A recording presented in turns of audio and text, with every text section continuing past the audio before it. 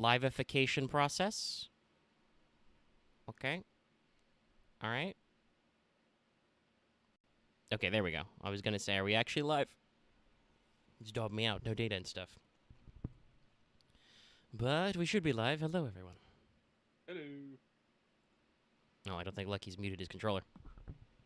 God damn it. There we go.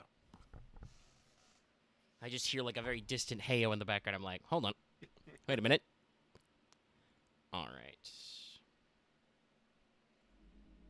I'll switch us over.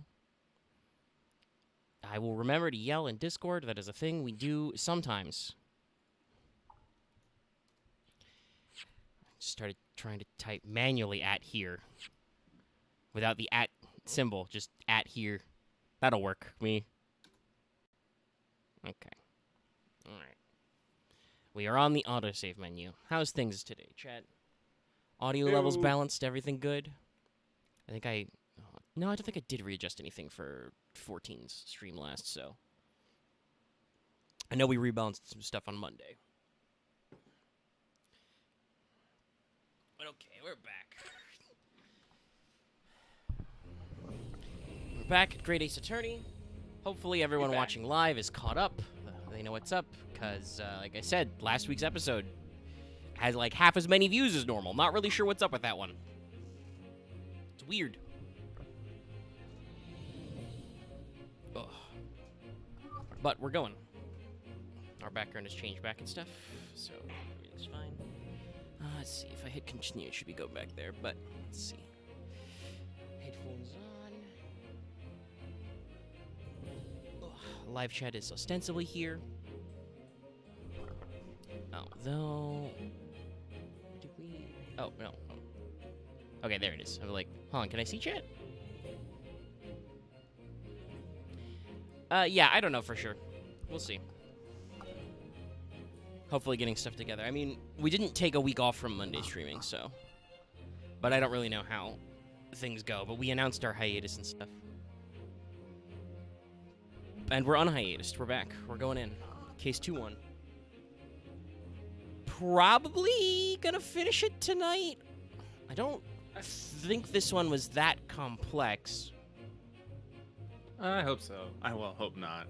Yeah, we got one to be continued break, and we're basically bringing in like the last character who's been like introduced to us in the form of the reporter who's been lurking in the background.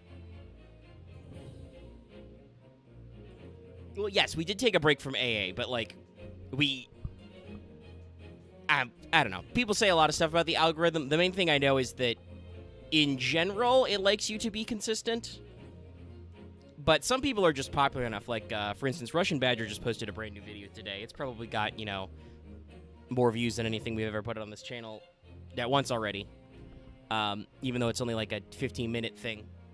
That's also, to be fair, he edits a lot of stuff. But you know what I mean. Like, it's relatively short, and YouTube loves it when we make really, really fucking long videos. That's where we get all our big vibes from. So it's just, I don't know how YouTube applies to those people differently than it applies to us. Like, should we only post once a month and just make them all bangers? That wouldn't work for the kind of content we do, just, you know.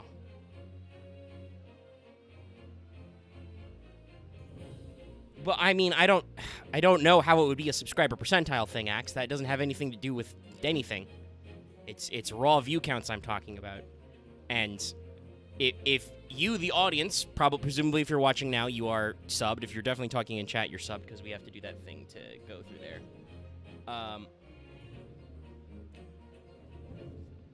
You know, obviously you're subbed, but I don't know why our audience, you know, would be lesser when we continue. I guess if you're just a casual viewer and you click on the video regularly somehow, you know, because then, to be fair, there are some channels I don't subscribe to who I still catch, like, one of their videos every once in a while. It's just that I don't want to watch all of their content all the time. But, I would still presume that there would be a decent level. And I don't know, YouTube sometimes gets weird. Like, they will give us alerts like, hey, we just don't have the data for this times. We don't got it. And I'm like, okay. I don't even know why you would bother to tell me that, because how would I know? You would just be like, nah. And sometimes they tell us that, And I still see the data for those videos, so I don't even know. Anyway, we can rattle around about business talk. Yeah, that was 5 minutes, by the way. Yeah. Well, you know, I was checking back and forth, chatting, got some stuff. We're getting engagement, at least. People chatting. Ooh. Trying to... You know, I got my window open, hoping we're airing out a little. We're not really. I'm still getting a little sweaty. Ugh. Hello, Carlos. Yes, hello. In that case, we should go ahead and get on, because it's not going to get any cooler. Yes. Okay, I remembered everything. Continuing from the tale of the blossoming attorney. Just going right back. 13th of August, 10:41 a.m. Supreme Court Adjudicature. Defendants, antechamber. 3. So, hold on. Wait. Does anybody remember from last week? Did we start the trial at 9 a.m. or 10 a.m.? Because I don't remember. I'm fairly certain that in real time, us running through the trial without really any, like, fuck-ups or fucking around, that definitely took us longer than 40 minutes in real time. Probably. Also, good to know, Legendary. Yeah, Probably won't be getting to X3 anytime soon. We do got a Plague's Tale this month and whatever else we cook up. Well, I mean, I was going to bring that up because I don't... If we finish this one tonight... Let's see. What's today's date? The 10th? Plague's Tale comes out the 18th. I mean, I could just jigger the schedule around so that I do something else on the 17th and we start Plague's Tale on Tuesday. That might work. Oh, we could always have a fun one-shot. It's true. There is a new Jackbox that's out. I could purchase that and dig it up. How much are Jackboxes costing these days? But anyway, we can have some fun with that. I think there are some good games. We'll grab some crew. We could, if we want to be crazy, we could stream Zomboid multiplayer, maybe. I We'll think see. that'd be fun. We'll decide. We'll think about it. Much like I remember last night, because we finished our latest Sprawl Saga. Look forward to that AP sometime. When we figure it out. When Lucky uploads it, when I remember to post it.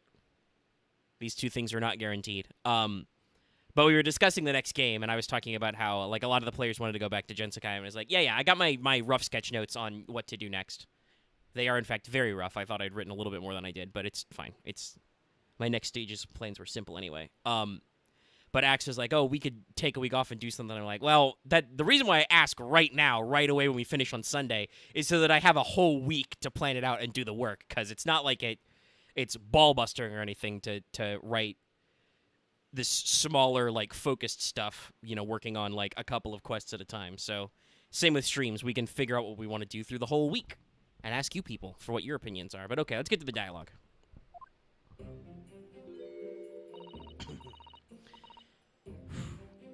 Okay. Gotta reach deep. I'm so sorry, Susato. I should have told you about the toxin. Ray.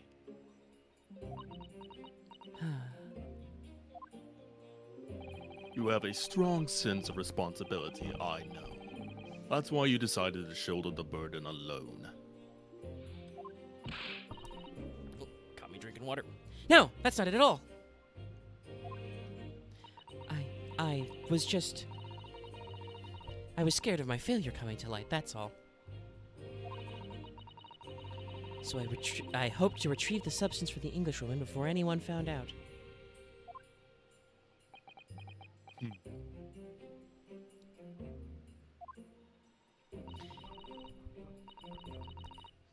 Before the trial started, do you remember what you said, Susato? No. Oh, yeah, that one.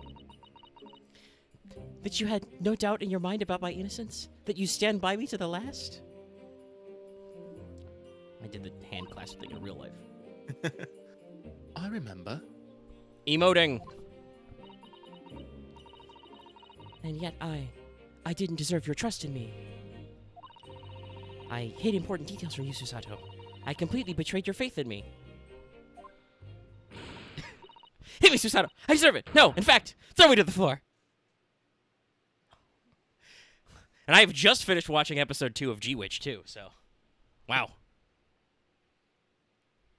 Okay. No, that's too good for me as well. Drag me through the city streets. I'm no better, you know. Oh? Even though, in my heart, I know that you pulled the knife blade from Miss Brett's back. There was just a brief moment when, in my mind, I doubted you. I mean, when you get the pictures, sometimes you're just like, whoa. Susato. I'm sorry. After I stood here and promised you that I'd stand by you and always be on your side, I betrayed your faith in me too. And as such, I failed you as a lawyer. Now, Kith. Oh, no. I think this situation has taught both of you a valuable lesson. Placing your unbridled faith in another is no easy task. I also think this should remind the audience that you're both 16. So, it's like a lot we're putting on you. Yes, Father. That fact has certainly struck home. Which is why I can see more clearly now that the rain is gone. So, Ray, Yes? can you find it in your heart to forgive me?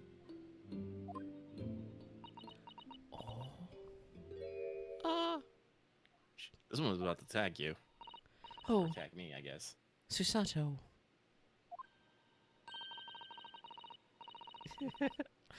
You know you'll always be a gallant, dashing lawyer in my eyes now. Oh, Ray.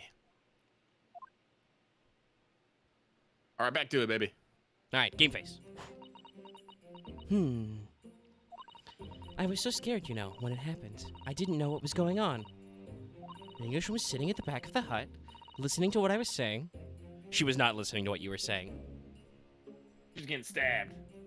Also, even without the stabbing, she was not listening to you. We spent like 5 hours with Giselle Brett, or however long it was when we did the first case all in one go when we started this game. Or technically the last game, but you know what I mean. All one download. No, she was not listening. I know it was you who stole the poison. Well, no, that's not it. How did Giselle Brett go? Damn you, game, with your flashback characters. At least with Cosmo, you flash back to him a lot.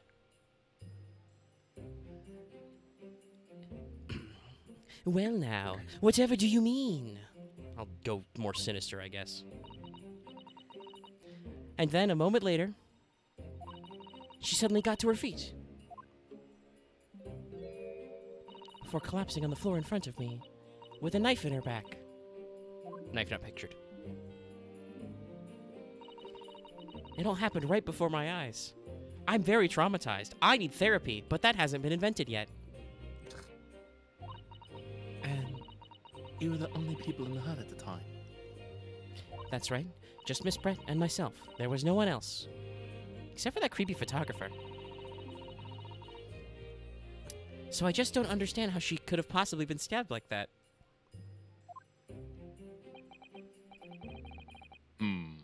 A great mystery indeed. It's like a locked room mystery, but shittier.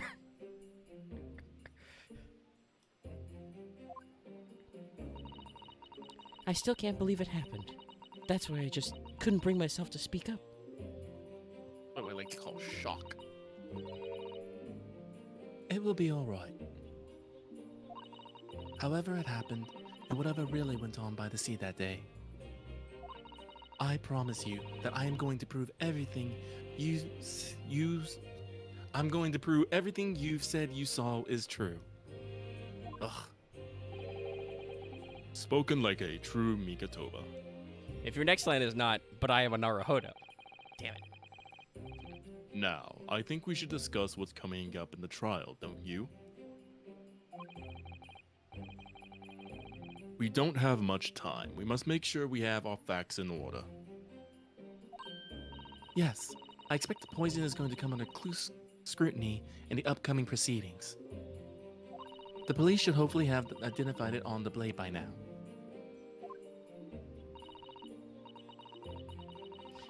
The trouble is, it's a completely new laboratory-synthesized blends of alkaloids.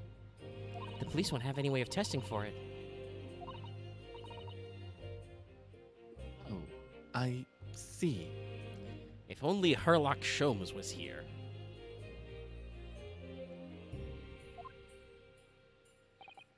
Yes, without this chemical reagent, it's impossible to detect the toxin. But you have it. Okay, so you have the detection agent in your pocket. Chemical reagent? Ah. Okay, thank you. I sent a colleague of mine off with some earlier to deliver to police headquarters. Thank you, base dad. Nothing like those Gundam dads.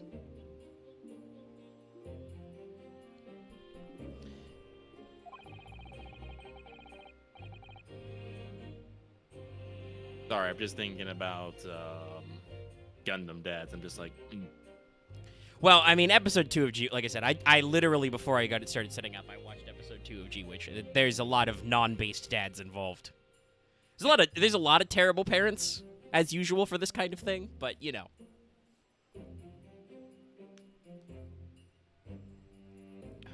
Stretchy balls. I think perhaps you should have some as well, though, just in case. Sick! Chemical reagent has been entered in the court record. Just yell at the bailiff, yo, bailiff! Sent under development by my father's team. Strict secrecy exists only in his laboratory. So if anybody else knows what this is, they done it. What's the matter, Sasato? You're suddenly very quiet. It's this newspaper article. Exclusive. Deadly poison stolen from Yume Medical Research Laboratory. I'm wondering how the information got out, given that it was a government secret. It was all the Englishwoman's doing. What? Got a little fairly godparents with my read there. It was when the professor and Soseki-san were being interviewed at the laboratory. The so-called English lady swanned in. Did you get it? Did you get it, Susato? And without any compunction sent to Professor Mikotoba. Oh, Professor, surely your guest would love to hear about your work with that substance there. It put me in a very awkward position, to be frank. I mean, OPSEC guys, come on. That info Well, is just strictly need to know. This English woman is the opposite of OPSEC. Kind of, yeah. But Soseki-san's curiosity has been piqued, so I had a little choice but give him a cursory introduction. That's true. It is Soseki-san. He would probably try to, like, eat it to figure it out or something if you let him just be curious. This is why he has the shakes. Just puts weird shit in his mouth. I actually have heavy metal poisoning! His bones are 90% lead. So then, Soseki-san knew about the poison.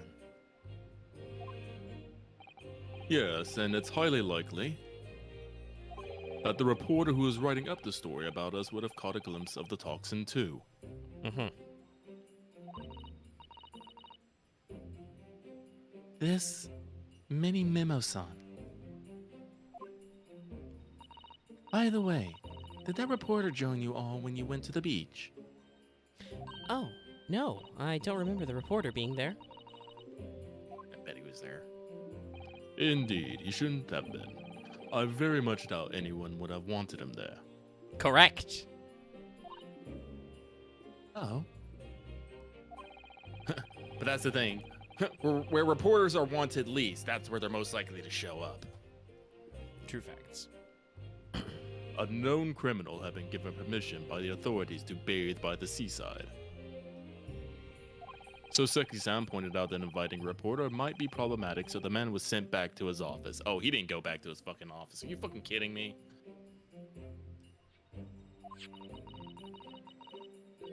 Yet he obviously didn't go back.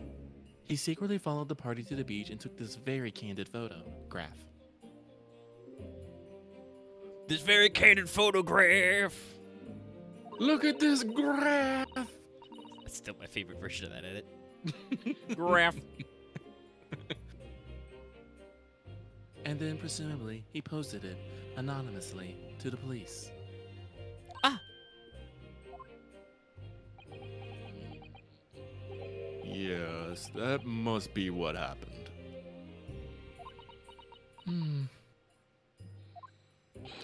Counsel, we've just heard that the new witness is now ready to testify. The trial is about to resume. Please proceed into the courtroom at once. At least the Japanese bailiffs are a little more polite. It's time to steel ourselves once again, then. Defense attorney, Ryotaro Naruhodo. Yes! Ray has put her faith in me now and told me everything. So I can't let her down. I have to prove that what she's telling the court is true. I have to prove what really happened that day. All right. Let's go to work, people. Okay, all right. Now you're just fucking with me.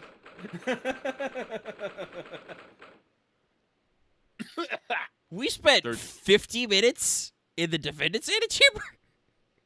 Yeah. Okay, all right, fine. We had a dance battle. There was a fucking bake sale. All that stuff. But clearly, since the budget was cut, we couldn't put all that shit in. 13th of August, 11:30 a.m. Supreme Court of Judicature.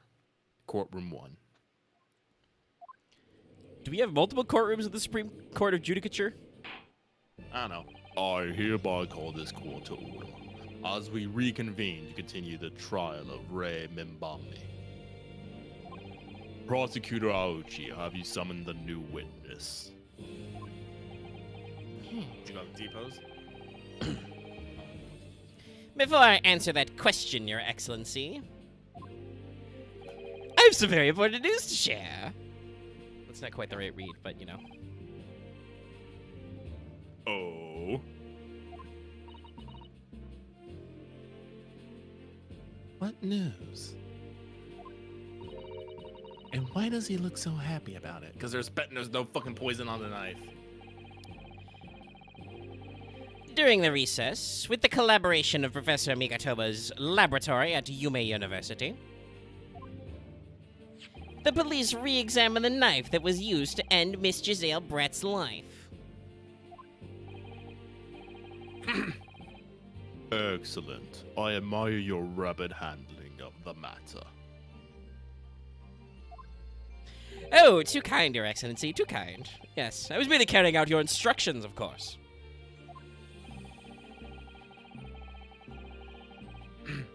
I had the reagent delivered to police headquarters by rickshaw, so it would be there in good time. I see, we're pre-bike messenger. But judging by the man's swagger, I fear we might need to brace ourselves for the inevitable. Ah, yes, the legendary Ouchie swagger.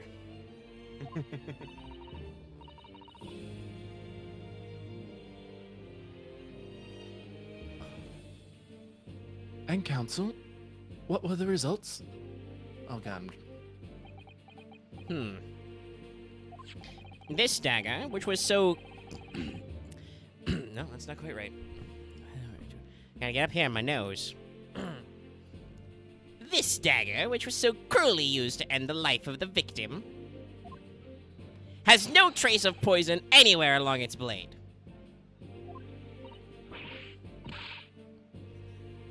What? Are you sure about that? I would stake the reputation of the police on it, which is That's not not my your reputation, so...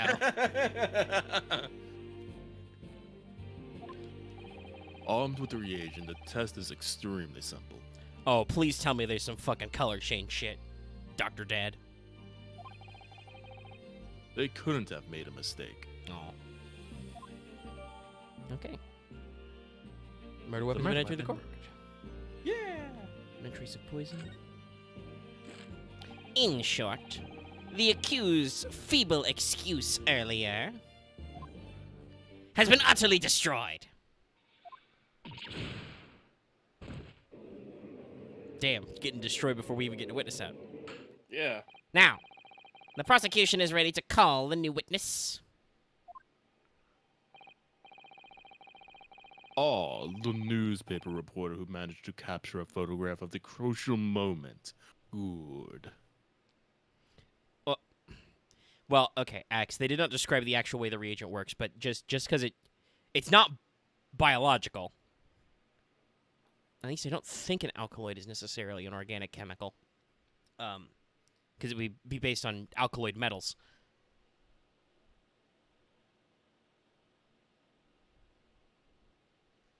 But that the reagent test should still work, because it would still be, even if dried, the chemical would be present on the blade.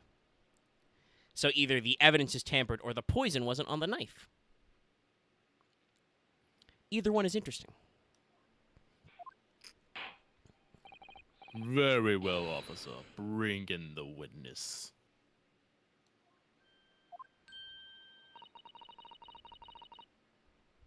No trace of poison on the knife. But if that's really the case,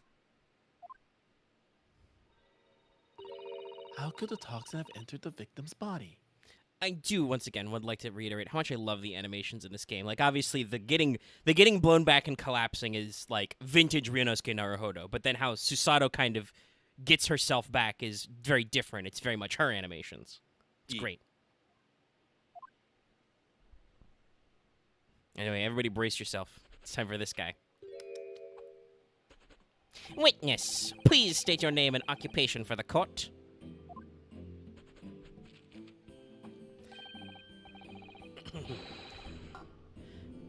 Writing memo of the show you news here. I would people like to call it journo. What's a journo, Father? Do you know? It's simply a contraction of journalist. This probably made more sense in Japanese. I'm there where the news breaks, putting pen to paper to catch those scraps so then print the next morning. They don't call me the hero of the Herald for nothing. The nice guy of news. Oh. So, it was you who took this photograph, was it? Well, what have we here? I'm sorry. Oh, brace yourselves, people. Many men sense there's a scoop in the offing. Female student up to foul play, defended by a curiously handsome young lawyer in the Supreme Court. The reason to lap this up. We'll send it above the fold. 72 point in 5-leg format for the morning edition. Uh-huh. Right then, let's start with your name. Oh, it's Ryotaro Naruhodo. Next, what made you want to become a lawyer? I wanted to reform our country's legal system, I suppose. Ryotaro has become some very ambitious, I see.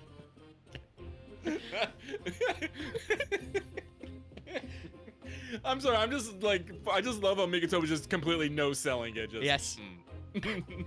Nah, he's too old for this shit. Look at my mustache. I just borrowed Kazuma-sama's dream for a while. By the way, my name is Takesuchi Aochi. That's Takesuchi Aochi.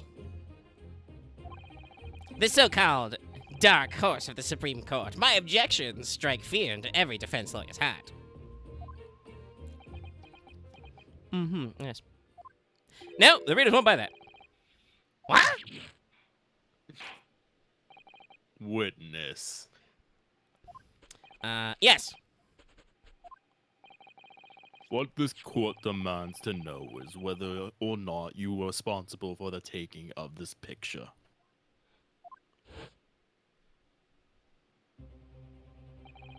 It was delivered anonymously to the Imperial Police Bureau only yesterday. Yeah. Yeah, I wouldn't be a journal if I didn't click quick when they're presented with a scoop like that now, would I? Sometimes story call out me. Sometimes I have to chase them down. By the way, you've got to be fast. Fast legs to run with and a fast hand to write with. It's no good if you don't note it down, I always say. That's what I call my mini memoism. Mini memoism? Ah, yes, I remember your face. We met that day when you were interviewing myself and Soseki-san. Yes, right. That was me, mini memo again. Mini memo here. But you were supposed to be going back to the show you news offices after our meeting. But the scoop is, I didn't. Aha! Because that English woman's words had piqued my journalistic interest. Miss Brett's words?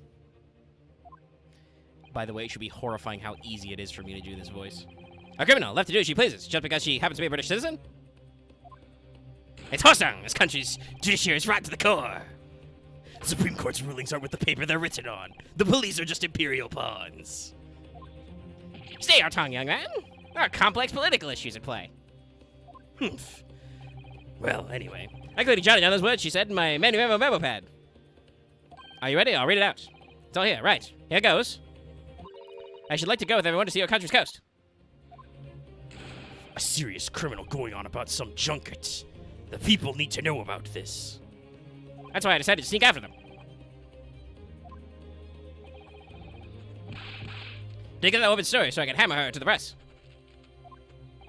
Do you mean to say that you did indeed witness it firsthand? The Grim Sea patrolled.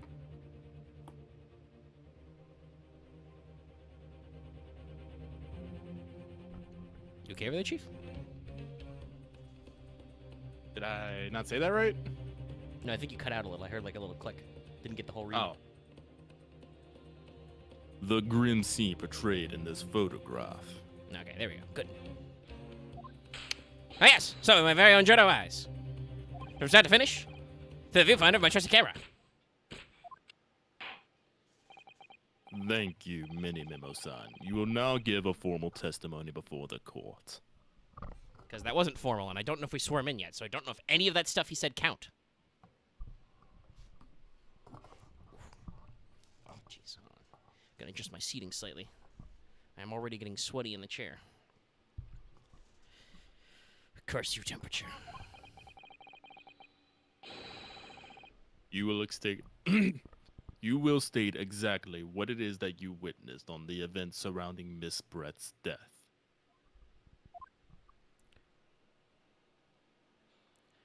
Witness testimony. The camera never lies. The beach hut was made of shoddy old reed screens, so there were plenty of gaps I could see inside through. Never mind that it was a changing hut. The Englishwoman was sitting on a stool when the student girl came in and started arguing with her. Seconds later, the girl pulled out a knife, throwing the Englishwoman to the floor as she stabbed her in the back. Jesus. My smoldering journal of spirits burst into flames. Quick as a flash, I whipped up my camera, ready to click. I pulled out the rough weed of one of the screens and poked the lens through for the perfect shot.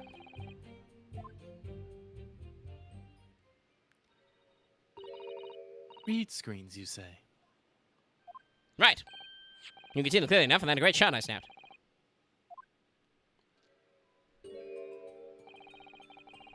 The hut walls were just screens made of coarsely woven reeds. It's like a thatched roof cottage. Yes, it allows the breeze to pass through and bring some relief from the summer heat. Our judge knows his classical Japanese construction elements. And it was a breeze for me to poke my camera through and see the whole thing hotting up.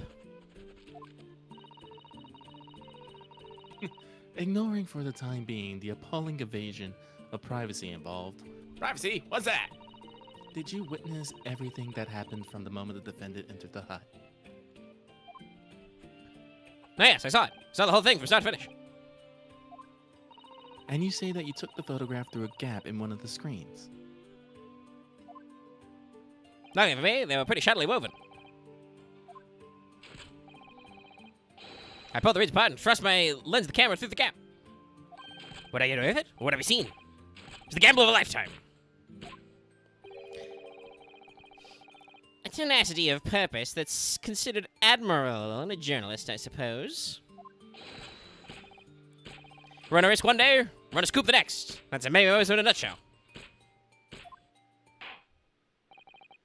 At last. It would appear we have a genuine witness to this wicked crime. The evidence and testimony are extremely compelling. I believe we may be close to a verdict. Oh, Judge, why would you say that? You just jinxed us.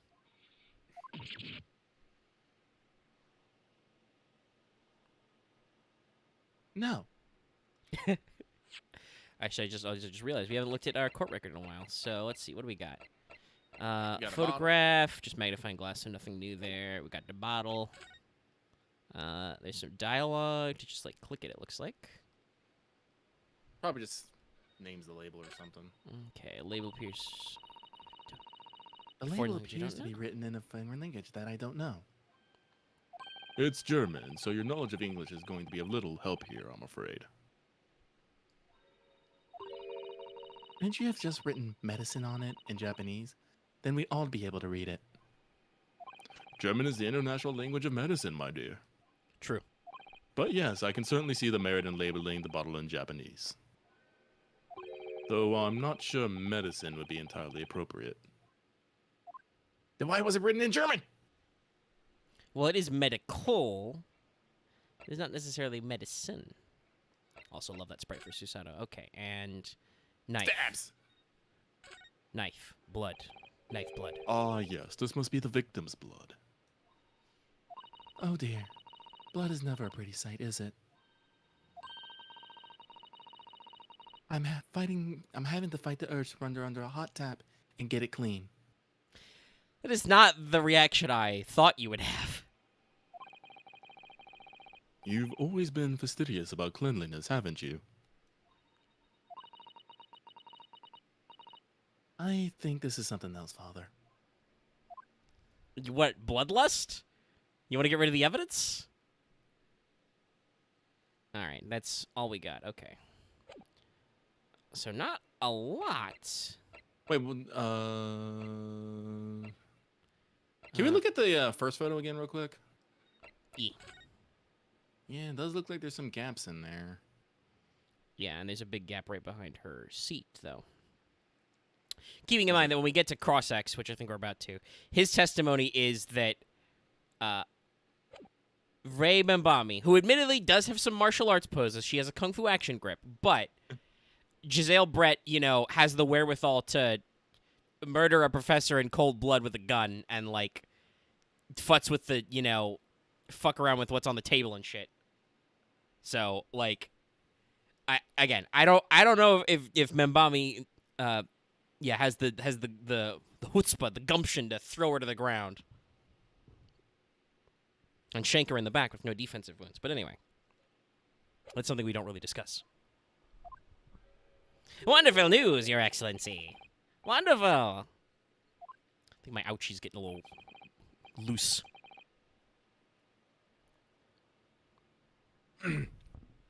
Nevertheless, it cannot be denied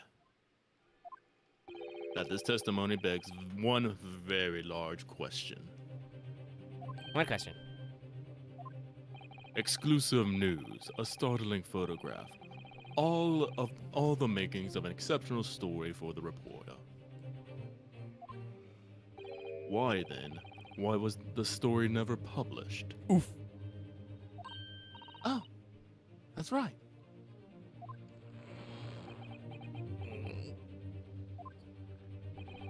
It seems clear to me there are circumstances at play here that are yet to be understood. Ha! More pathetic excuses.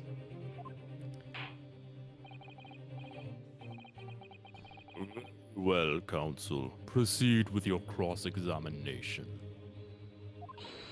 Yes, Your Excellency. There's more to this reporter than meets the eye.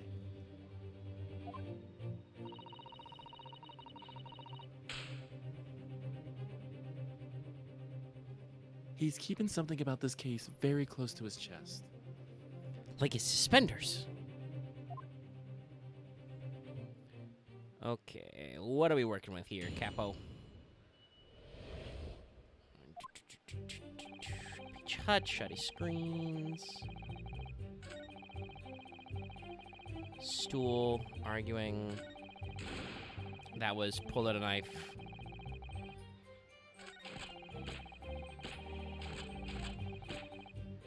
And then part the rough weave. I mean, no, nothing obvious jumps out to me with what we've got going on, so I guess we just start pressing.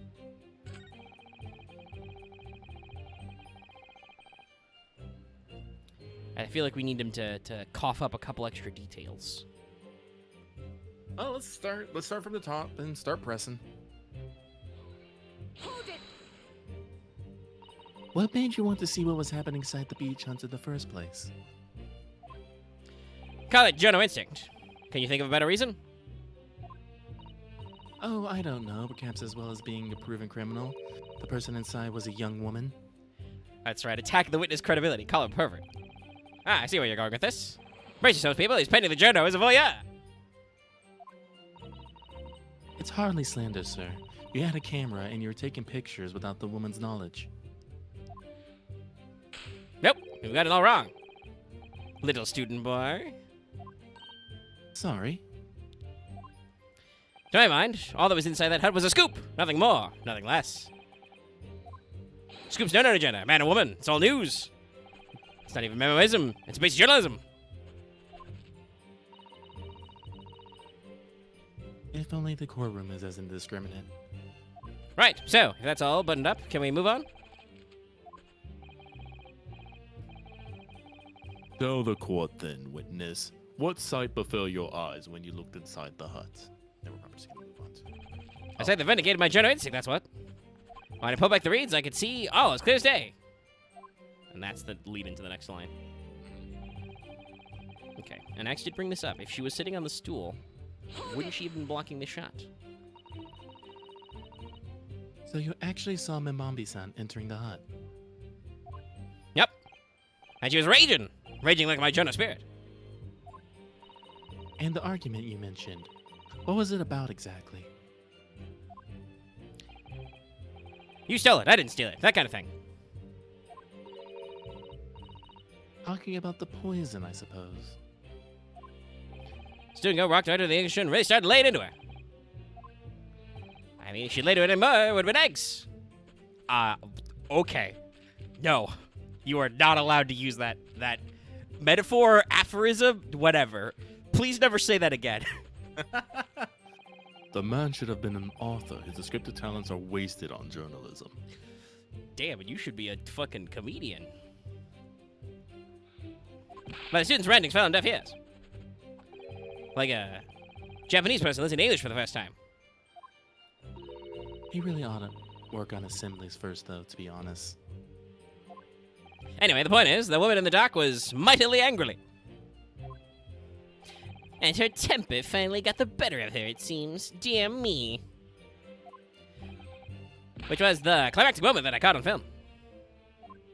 Doing a fucking arm clench. Okay, hold on. I don't really add anything, but I do want to double check. Okay, no, you can't see the stool directly in the shot. Even though, like I said, in this shot, the stool is directly in front of a little gap. Can we look at the pen again real quick? Yeah, sure. Just give it a spin. Yeah, got the RM on it. Oh, we don't have Anything we else? had dialect for this we didn't do. Hold on. Oh, we did? The RM initials are very clearly engraved here. And the fact that Miss Brett was clinging to this pin in her dying moment is very clearly a message, too. To identify her killer, you mean? I don't think there could be any doubt that this is a key piece of evidence in this case. It is true. Both Ray Membami and Right and Many Memo are RM. Mm-hmm. Let's see. I believe this dialogue just takes the cap off. Oh, hey, there's Yeah, something it's- on the bottom. Oh. What's that? I'm pretty sure that's the emblem that's on What's-His-Face's armband. It is? Oh, she said there's an emblem there. Oh, yeah. Sorry, I was bamboozled. Yeah, for a we second. were in the moment. But it isn't a Yume University one. It must belong to some other organization, I suppose, a business of some kind. Well, that would seem to imply that the pin doesn't in fact belong to Ray.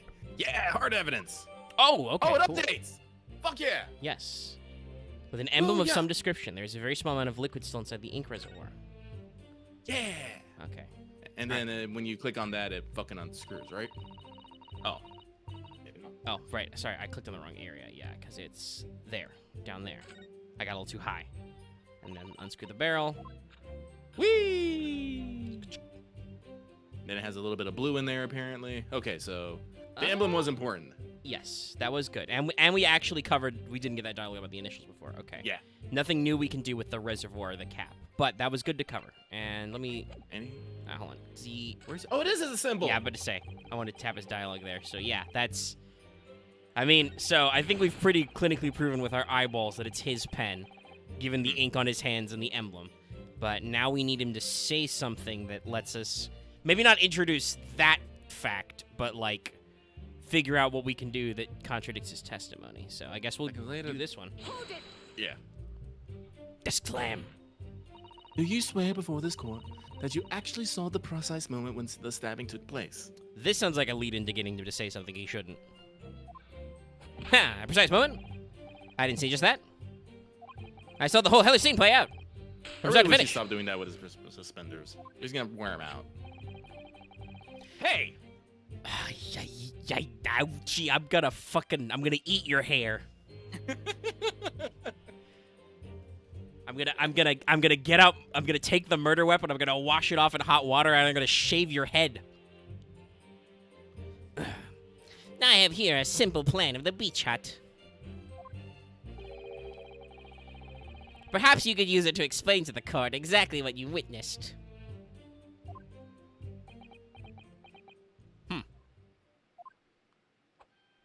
Right, you are. Still here, my memo pad. Son of a fuck. When I first peered into the hut, I'm sure that the Englishwoman was on this stool in the back here. Yes, the accused's own testimony confirmed that. She just sat at the back of the hut, smiling sweetly, is what I have noted down. It's my turn to testify now. Try to interrupt. Throw the book at him. Then, the next moment, as I was watching, the evil student girl entered the hut.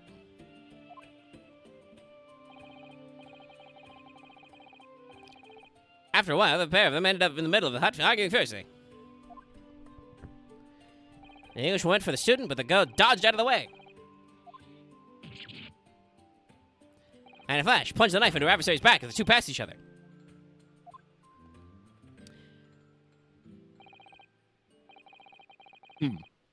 What you described is a grim situation indeed.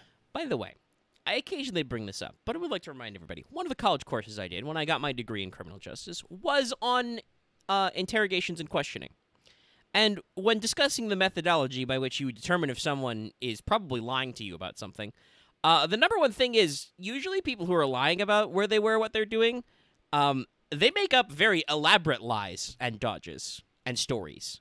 People who just didn't do it, they're usually just upfront with denial. No, fuck you, I didn't do it. So, yeah, that was a very complex thing that he said happened that he was watching. Very flashy. Never sugarcoat the truth. That's what Minimalism says. God, fuck a duck. All right, okay, well, we got new evidence. By the way, Minimemo-san, whilst you were watching that terrible scene unfold before your eyes through the gap in the screen, did it not occur to you to try and prevent the tragedy rather than capture it on film? You don't just have to be of service. Can I get involved? That's our raison d'etre. So you didn't converse with Miss Brett at all? Obviously not. And observer always remains on the outside looking in. And that's something to be proud of, is it? Your Excellency, if I may. Yes, Professor. Ooh, I think the witness's last, expertly phrased statement should be perhaps added to his formal testimony. Yes.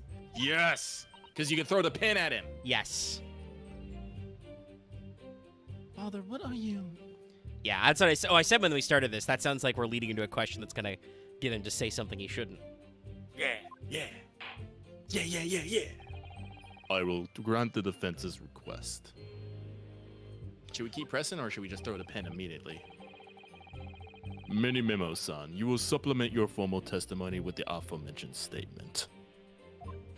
Well, nihilism is the foundation of many memoism, but I'll gladly prove that my words aren't meaningless. Oh god, this Okay. guy reads Nietzsche. Yep, that sounds like a bad one. We can try and hit him with the pen right away, but hold on. Let's also... Okay, so... Oh, it's just a fucking magnifying glass. Yeah, for now. And we can turn it off to see the things, but I still. wish he said where he took in the picture from and whatnot. Yeah, that's something I was kind of wondering if he would say, but that probably would have been a little too obvious. We could have called him out on some stuff. But yeah, I mean, we got 5 lives. We can just throw the pen at him right now. Throw it at Alright. him. In his face. Oh, actually, I need to turn this up so I can hear the jams. Ah! Yeah, dial it up. Sorry, and moving, I stepped on my PlayStation cord, and my controller went flying. Reap. Okay. All right. Mini Memo, son. Until I've had a firm belief that newspaper autos are in the business of uncovering and publishing the truth.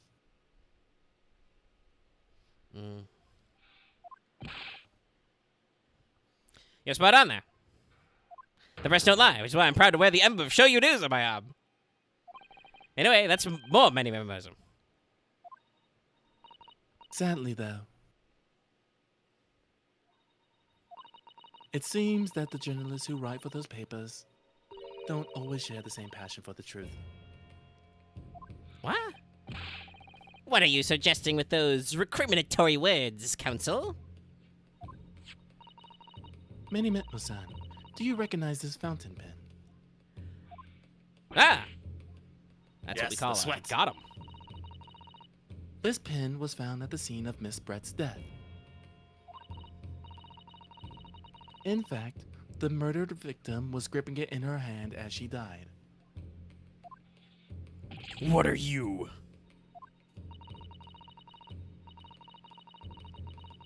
If you look at the barrel of the pen, you'll notice that the owner's initials are engraved there. R.M.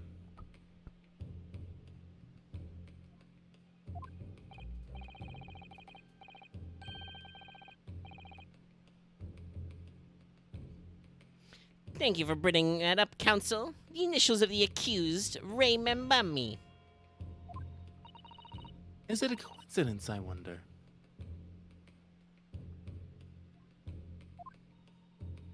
That your initials are also R.M. No! Write in Mini Memo, R.M. Spell it out for the children in the back. That's horse tongue. Can't you see one of the central tenets of my memos was being a pencil user? And yet, as the court will clearly be able to see on your right hand, You may have noticed my line read petered out a little bit. It's because the ink is very obvious. there is a very obvious blue ink stain. It would appear that you must have carelessly left it somewhere recently. Your favorite fountain pen, that is. Horsey horse tongue. Mini Memo-san, is that not the case that before she died, you met with Giselle Brett in that beach hut? Why should we listen to this absurd nonsense? It's nothing but another excuse. Exactly. Shh. Show your news will stand behind me all the way. I deny everything. There must be as many people with initial as RM as there are stars in the night sky. The defense has neither the time nor inclination to count every star in the sky. Huh?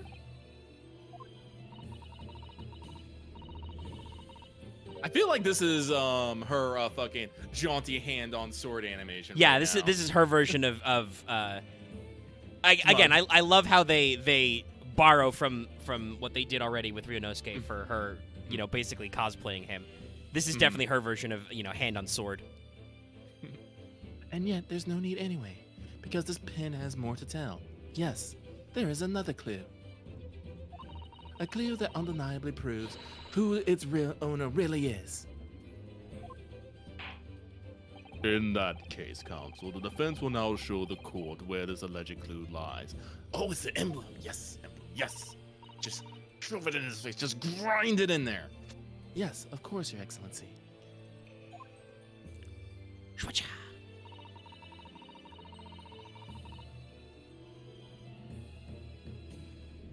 The clue on this fountain pen that clearly shows the owner identity is... Present. Got it. Boom. As well as the initial, there is also an emblem on this fountain pen. An emblem that you will of course recognize, Memo-san. Goodness me, it's the emblem of the Shoyu News. In other words, the owner of this pen.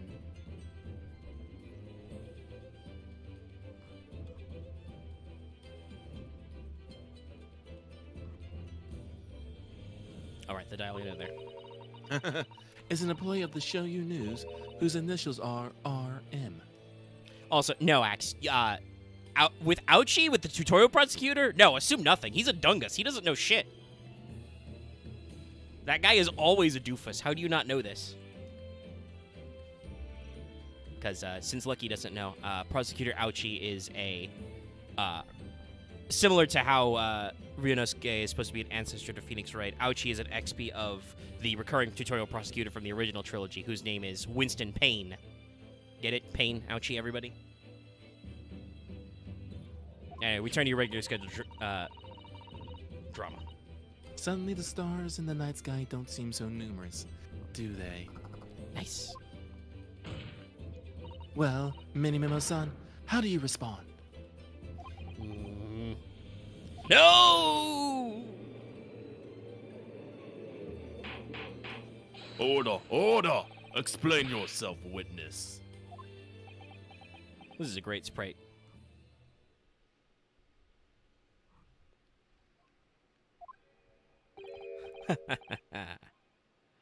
So, this is how the mighty Supreme Court works, is it?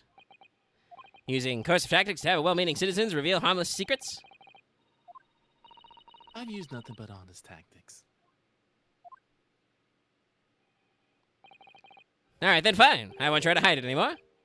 Yes, not long before that grim tragedy unfolded. I show you a news reporter on behalf of the public. Conduct an interview with the Englishman. An interview? You never mentioned this before?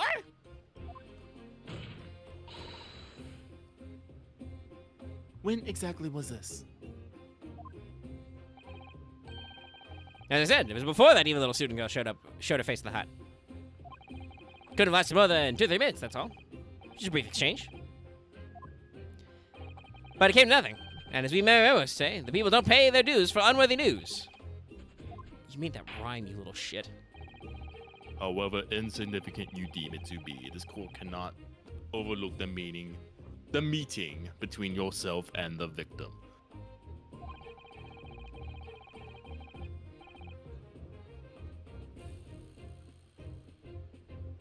You will now testify under oath about the precise nature of this meeting and what transpired.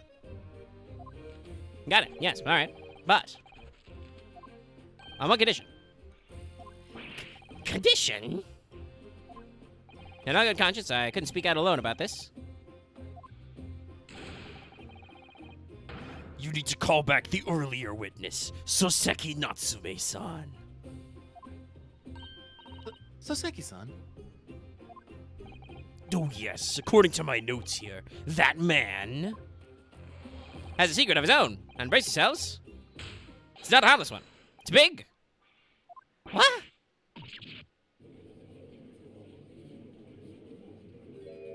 Many Wisdom states that one man's secret is every other man's front page story.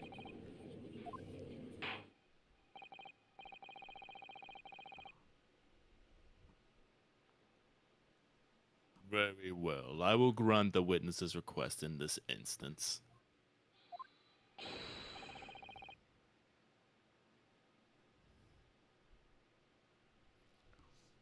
Officer, summon the earlier witness back to the stand.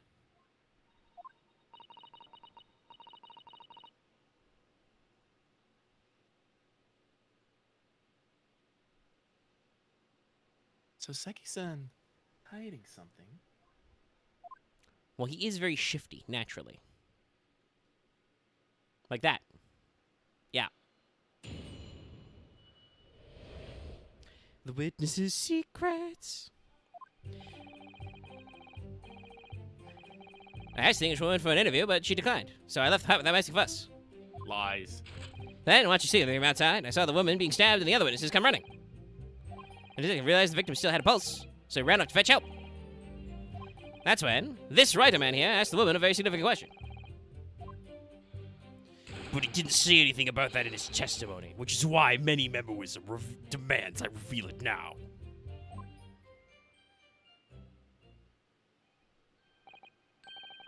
You mean to say that the victim... The victim regained consciousness? Ah, well, And when she did, you decided to ask her a question? that's, true, yes. He did. That's not all. Then gave a very, very definite answer. The answer... That incriminates the accused. This is preposterous. Why am I only hearing about this now? Why did you mention this before, you yokel hack?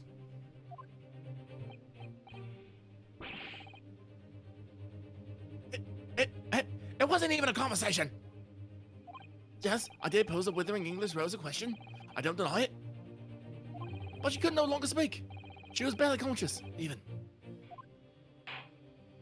Counsel for the defense, I expect a thorough cross-examination to be conducted here. What the fuck? This court must and will know the truth, so help me. Absolutely, Your Excellency. We're on the case. The reporter is claiming that Ms. Brett implicated Ray somehow. What on earth could have happened in that hut?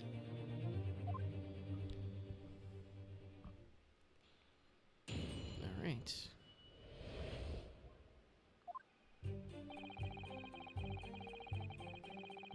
Listen, I refuse to believe that a reporter would leave without making a fuss. Yeah. Especially this reporter. You asked her for an interview, you say? Well, of course I did. I wanted to ask her about the incident she was involved in at the end of the last year. About the case in which about the case in which Dr. John H. Wilson lost his life. That's not the way I phrased it. Many members calls it for straight talking. Why did you murder Dr. Wilson? Is how I put it to her. Yes, that sort of talking is as straight as a ruler. Ask every question as you're asking for a menu at a restaurant, I say. It's the best way. Well, that's one way to do it. A veteran in the paper taught me that. That's also a way to piss people off. Yeah. And how did Miss Brett answer? She told me to go fuck myself. With one simple phrase. Mystery is a woman's charm. Also, how... Yeah, she would say that. That told me, so I was right out of there. Lies. I refuse to believe that. Really? Something about that doesn't quite seem to fit together. It's him. He doesn't fit together. I absolutely believe that's what Giselle Brett told him. But the fact that he took that at face value. This guy? Nah. Not fam. Leave every room as if you're waltzing in a dance hall, I say. It's the best way. A veteran in the paper taught me that. He didn't teach me to waltz, though.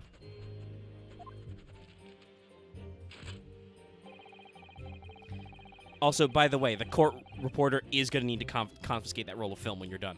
Just BT dubs. We're in the Supreme Court of Japan. This shit's sealed. Hold it.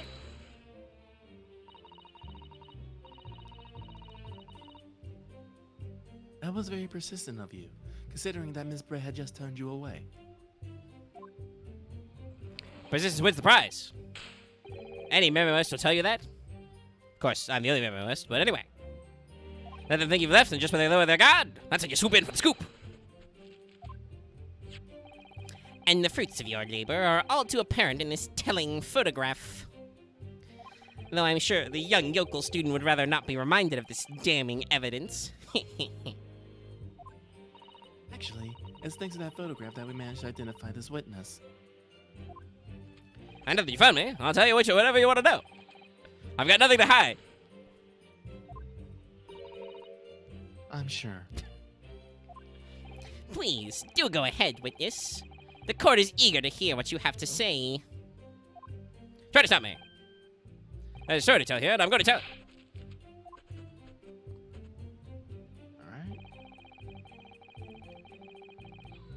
Hold it. And Soseki-san remained behind in the hut. That's right, yep. Our author friend here was a blubbering wreck, shaking all over from his head to his toes, mustache twirling, twitching, eyes bulging. What do you expect? You don't know the terrifying troubles that taunted me was traveling abroad. It's true, a woman with a mysterious knife in her back probably gave him a big PTSD flashback.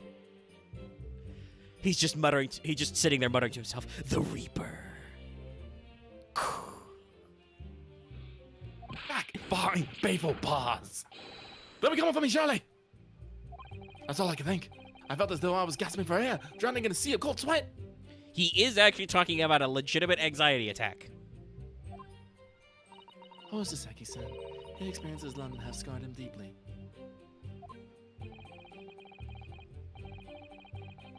As the world seems closing around me, I quietly recite a prayer to Amida Buddha. Eternal emptiness, empty eternity. The end is coming for me, surely. No sutras to resound in my courtroom, please. And now we come to the crucial part.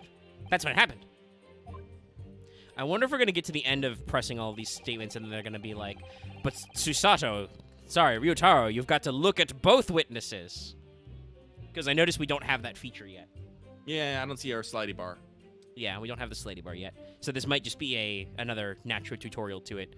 But we're getting good shit from all the presses, so we'll keep going. Hold it. What question? What exactly did he say? True facts, you did not say yet. Well now, you should hear that from the horse's mouth. You should hear that from the horse's mouth, I think. Well, you like your horse analogies. Don't you, Mr. Writer-Man? Ah! Out with it, you yokel hack. Never mind that. Bestseller? Yeah, I'm about to say, never mind that he's won more awards than you ever will, buddy, pal. What did you say to her? What did you say to the dying Englishwoman? Did you ask her if she thought I was cool?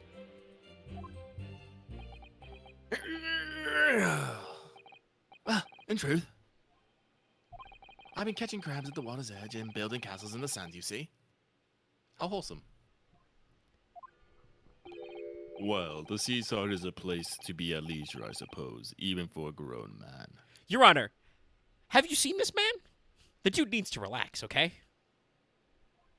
He also might need a detox. But then all of a sudden, from that little beach hut, a young girl's panic-stricken cries for help pierce the air.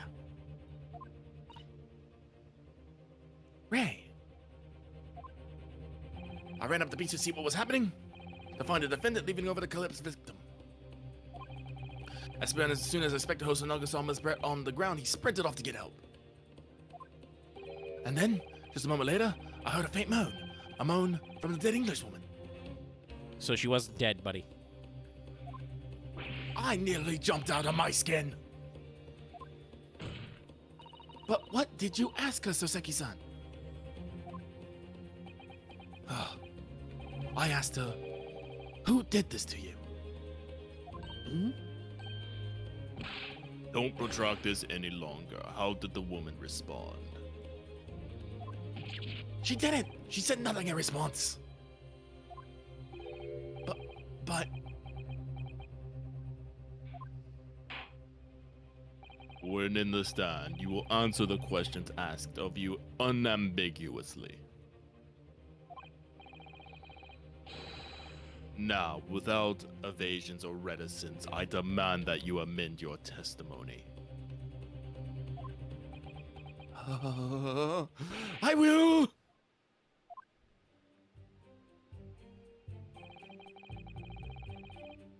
Oh, now we have to press. Okay, so we got a new one. So you tried to find out who the culprit was?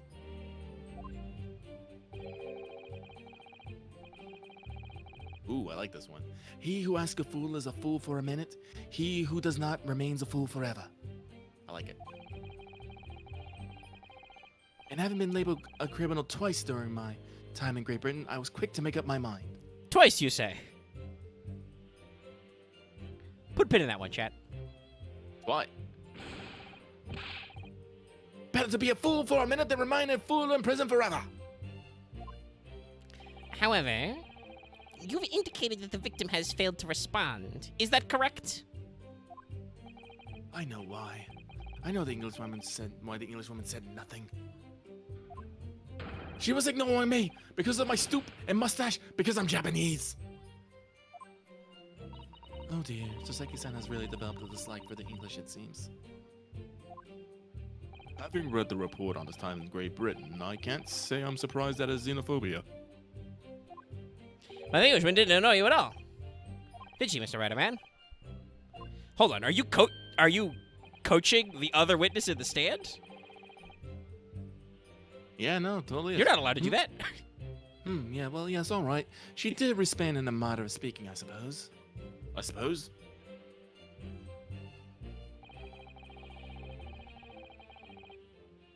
Eh? Okay. She just lifted a... Hold it. Oh, Yeah, sorry. That was new dialogue, but yeah. Pointed a finger. Miss Brett pointed a finger at the defendant. Seki-san, is that really true? Ooh, music fade out.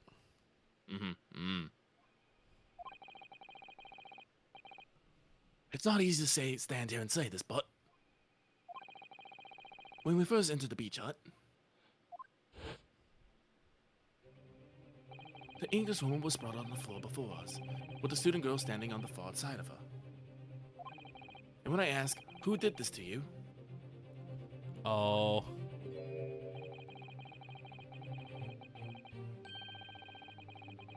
The English woman summoned the last ounce of her strength to point a trembling finger at the back of the hut. no, I think this goes along with our fucking stabbed in the back. Yeah, You're no. too lame. I know what many Memo is trying to spin this as, but no, this is gonna work out for us. Which was, it can't be denied, in the direction of the student girl who stands accused today. Don't we have visual evidence that that's not quite right? No. I'm not sure. Let me check. So this photo is clearly to the side, not behind. And then this photo is okay. Ray wasn't in this photo, but in the money shot, she is clearly to the side. Yeah. That might be enough to work on. Yeah, we'll see. We'll see what our state of our dialogue is after this, because this is also the last statement in there, so we might get some further follow up to our segment or call for more evidence or whatever. But I think we have some evidence that proves that these are not as cut and dried as people think. Yeah, no, I think... So, Seki-san, why on earth did you neglect to mention this in your original testimony?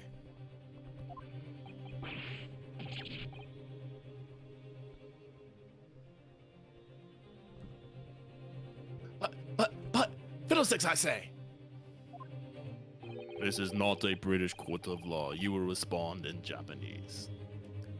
Wow. I Okay. guess So he said fiddlesticks in English then. Lost in translation, I suppose.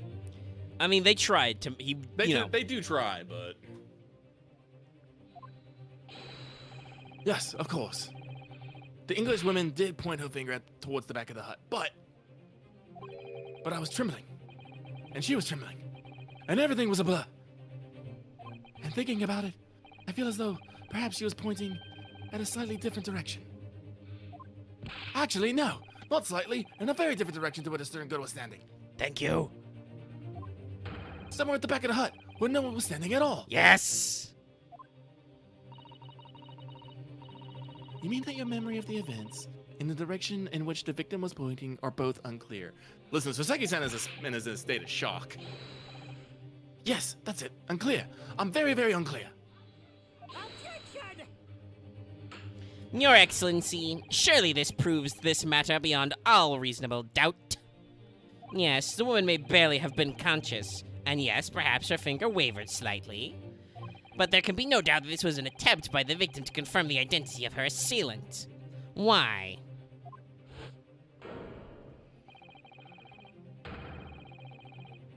Because the court can see there was no one other than the accused in the direction the victim was pointing. It is now abundantly clear that no one besides the accused could have possibly committed this crime. I am inclined to agree. And in the absence of any credible argument to the contrary, I believe we can now conclude this trial. Hold on, I've got one. No, no! The headline's writing itself. Dashing lawyers have dashed. 92 point across the whole page. We'll do an extra edition. This is a serious blow, Sasato. Unless we're able to identify the true culprit and substantiate our claims with evidence, the judge will give his ruling and the trial will be over. But that's impossible, Father. We don't even know how the crime was committed yet. Impossible though the task may seem, we have no choice. We must think back over everything we've learned thus far. Somewhere in all those details, I'm confident we'll find the clue we need.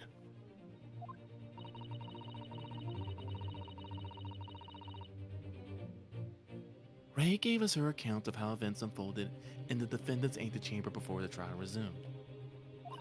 She told us what happened at the precise moment Miss Brett was killed. The Englishwoman was sitting at the back of the hut, listening to what I was saying. And then, a moment later, she suddenly got to her feet. Before collapsing on the floor in front of me, with a knife in her back. Oh! I think we need to use the first photo. Well, definitely with the way this is phrased, yes. How could Miss Brett have been stabbed in the back in a beach hut that was empty but for herself and Ray? Somewhere amid all the information we've gathered so far, there must be an answer to that question. Alright, so are we going to go back to cross-X or... Oh, no, he's just going to ask if we have something further to add. Okay, good. I always prefer this. I take it then that the defense has nothing further to add. Lies. So, the gallant yokel student's luck finally runs out. I can't say I'm surprised.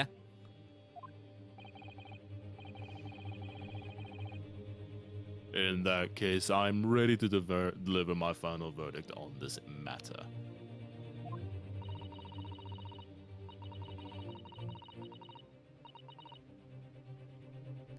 This is a crucial turning point now. If I can't establish what really happened, it's over.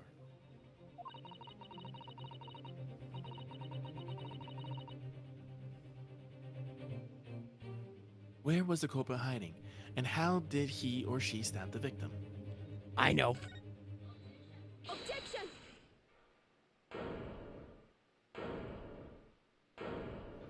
Interesting how only Betty Memo doesn't take this very well. Your Excellency, I respectfully ask that you postpone your adjudication for the time being. Oh? To what end, counsel? Sorry.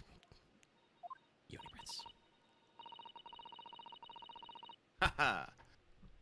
The defense would like to present the court with an alternative theory. an alternative theory that can explain who the victim was actually trying to implicate with her dying gesture. Objection! An alternative theory? Ha! None exists. I mean, we've smacked you with several, my guy. Objection! There was someone else present at the scene who could have committed this crime. What? Nani? And the victim, Miss Brett, tried to reveal who it was to those around her at the time. By mustering all her remaining strength and pointing a trembling finger in the killer's direction. This is fiction, fantasy, science fiction even. Is science fiction a genre yet? Yeah, Jules Verne exists. Oh, true. Very well. As you seem so sure of yourself, Counsel, I am prepared to hear your alternative theory. I don't know if we would have called it science fiction, yes, but certainly science fiction's bones exist. Yeah. Probably haven't gotten into space fiction, though. Yeah, other than, when was John Carter of Mars written? I mean, a lot of that stuff is very different than how we would have thought of it. But even Arthur Conan Doyle was writing stuff like The Lost World right now. About dinosaurs.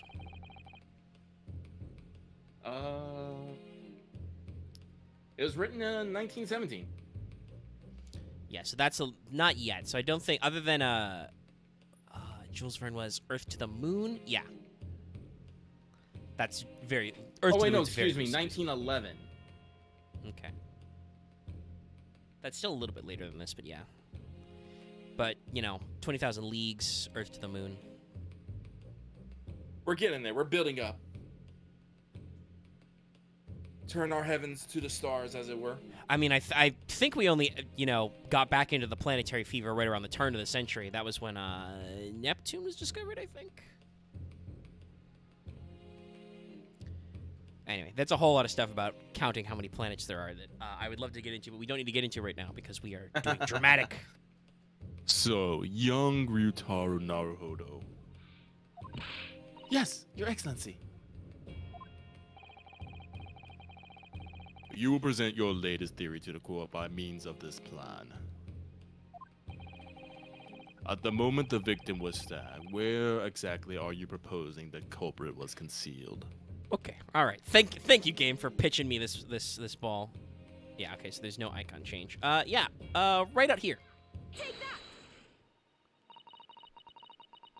Naruhodo-san would never give up, and I'm a Naruhodo now.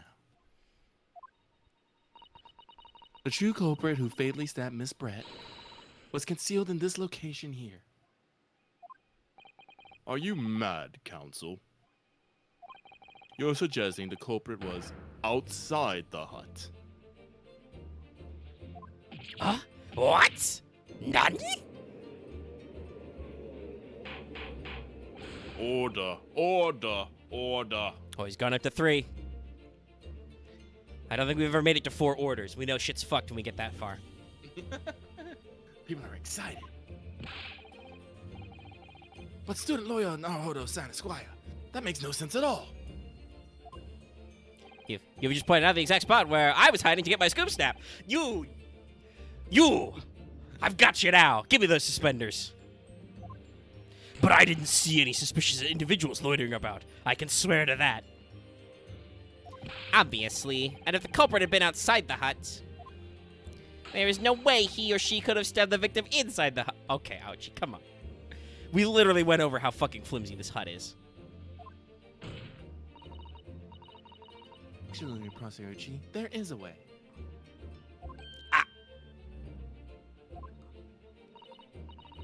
And, in point of fact, the defense can improve evidence strongly suggesting precisely the way Miss Brett was killed. Okay, now it's photo time. Yeah, you're bluffing. You're bluffing, you yokel. The research dissertation is clearly too fantastical for the court to comprehend. You'll need to give us more guidance, Counsel. See, this judge says stuff in a flowery way, but at least he's like, okay, I don't understand what the fuck you mean. Give it to me again. What piece of evidence corroborates your theory that the victim was stabbed from outside the hut? Yes, I do think it is this first photo with the gap. Take that! The original photographic print of the crime scene. Yes, it's clearly visible in this print. The trace of the fatal thrust that was delivered from outside the beach hut. Objection! Do you take us for fools? There's no hint of any such thing. I'm not sure that everyone present would agree. Someone, at least, appears to have noticed what it is that I'm referring to. Counsel, once again, I must call on you to be explicit for the court. Where on this photograph is the trace of the stabbing, which you claim took place from outside the hut? Make sure we're framed up. Take that! Look closely just here. In the screen at the back of the hut, you can see the effects of having a blade being forced through the reeds. No, I can't. I can't see any such thing. It's true that the hut in question had 4 walls as you expect, however. By parting the reeds, a knife blade could easily penetrate them. This is extraordinary. Yes. The true culprit actually stabbed the victim from outside the beach hut. Ah, And everyone present at the scene, there is only one person who could have done that. Only one person who was directly outside the hut when Miss Brett was killed.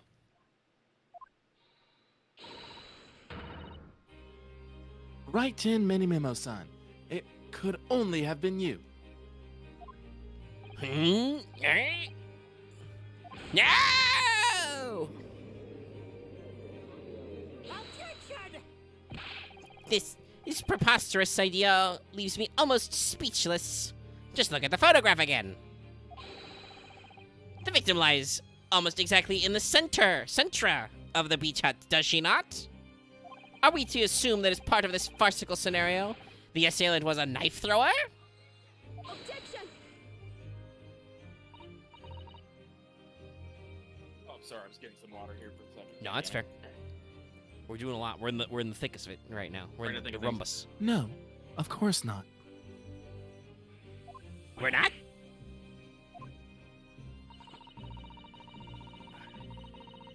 If you recall the testimony of the defendant about the events just before the victim's death, Inside the beach hut, I confronted Miss Brett. But she just sat on a stool in the back of the hut, smiling sweetly at me, as if she knew she was untouchable.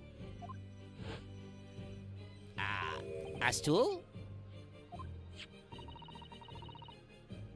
have another look at the photograph.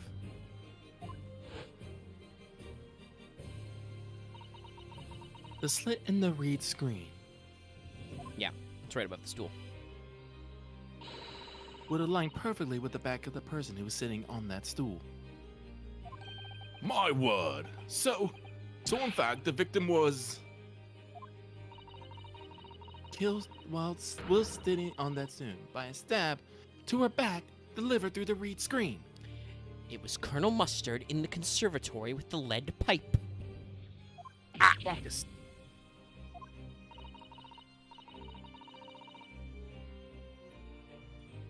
Having been attacked, Miss Brett rose to her feet instinctively. Why didn't she fucking scream? Well, she was supposedly poisoned, which I believe is supposed to be paralytic and somehow, isn't it? No, it's not the same as the curare, but wasn't it supposed to have effect similar? You asphyxiate, technically? I'm not sure, but... Well, I'll double check the poison report in a second. But then, unable to speak, she collapsed on the floor in the middle of the hut. I do remember the autopsy report said hemorrhaging into the lungs, so that does usually fuck with your ability to move air. So maybe less of a shriek and more of a blark. Before the defendant, Mbambi-san and Paul dies. And that, Your Excellency, is the truth of what happened on the beach that day. There you go, with confidence. Sell it.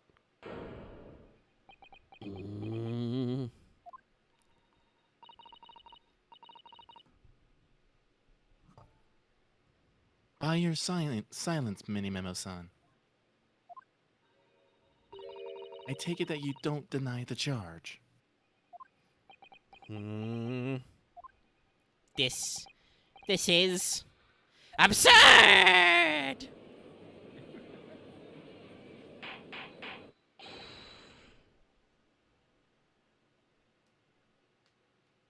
That will do. It would appear that we have a tacit admission of guilt from the witness. Oh, we gonna go straight to a breakdown? We're only an hour and a half in, game. Accordingly, this courtroom has successfully established the truth of the matter. Oh, sounds like we're going straight to the finale. Shit. This means the defendant, Mbambi-san, is innocent of the crime. But what about the poison? Where'd the poison come from? Oh, thank goodness. Actually, I just thought, no, we might get some more testimony, because he might ask that question. Yeah, because I'm just thinking about it, like, we still don't know where the poison went, and how it got, well, okay, I think we can guess some things with what we've got. She had the It's wine the- glass. Yeah! Finally, poison bottle! Or poison glass. Poison! Cusco's poison! Poison for Cusco! The poison for Cusco! That poison? I finally made him cave. I must say, I've never been more proud. No, this can't be. The Ouchie clan can't. What if my growth of hope? It wasn't all an apparition. I can't accept this. I won't. I see no reason for the continuance of this trial. I will therefore move to conclude proceedings by living my final... Hold it. Yep, here it comes. Here it comes. Here it fucking comes. He need a second to compose himself. Well, this is all very convenient. This is how the highest court in our mighty empire delivers justice, is it? Suppressing well-meaning citizens' freedom to speak and branding them as criminals? How like modern news? But we've established that the victim was stabbed from outside the hut through the reed screen walls. And no one but you is in place at the time to have his hand on the hilt of the blade. It's a perfectly logical deduction. Did somebody say deduction? Harlock just fucking fast ropes down from the ceiling. So, your argument hinges on the location of whoever stabbed the Englishwoman? Does it? Well, it seems a little irrelevant now. Irrelevant. Where she was stabbed, how she was stabbed. It doesn't matter. I mean, whether she was stabbed at all. That makes no difference, and if you think about it. After all, this trial has already shown the whole thing hinges on something else. I hate this cocky pose. This is a bad pose, I do not. That's me looking over his shoulder. What? That's me just like, What? you get this shit? You guys see this? I was like, why do I have to stand next to this guy? What are you talking about? Brace yourself, little man. I'm talking about the fact that everything's changed. Because of the dirt you dug up. What? Enough obscurity. Explain yourself, witness. Your Honor, I wish you'd just jump straight to the hold them in contempt. Just smack him with the gavel and we can all go home. He did it. He's done it. Let's explain. I'm talking about the poison, of course. The poison for Cusco. Cusco's poison. The poison specifically designed to kill Cusco. That poison. The poison? Let's have the professor of a comment on the situation, shall we? I understand that the deadly poison you ordered up is stolen from the laboratory, correct? And to show that this poison was administered to the victim, Miss Brett. Is that right? That is correct. An unusual constriction of the victim's pupil are a sure sign that this particular poison was used. I see, I see. So, presumably, that means that the victim already had the poison in her body before she was stabbed. How do you know that?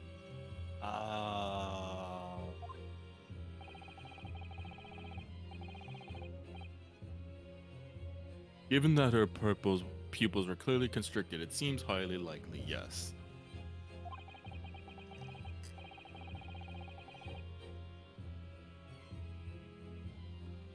If she had already been dead, if she had been dead already, the poison could not have circulated in her blood. True facts.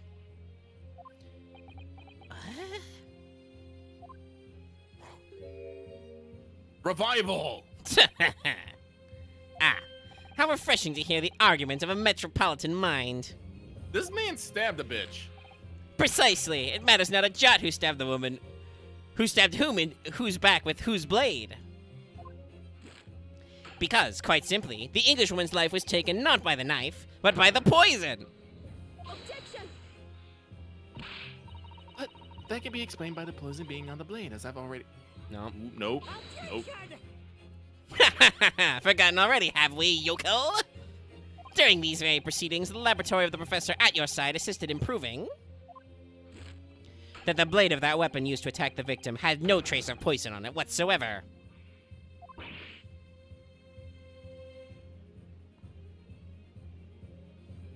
I mean, stabbing her is still a crime, but yes, he is technically correct.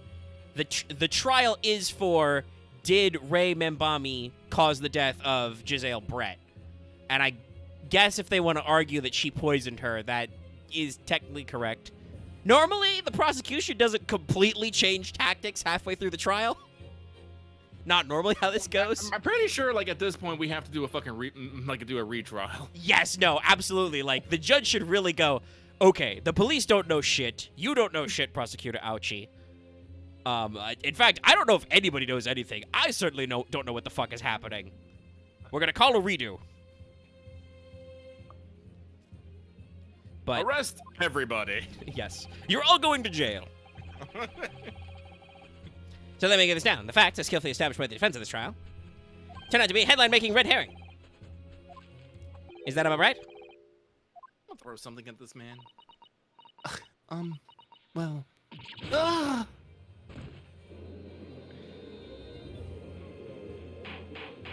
Order! Order! Order! But where does this leave us? How, in that case, did the poison enter the victim's body?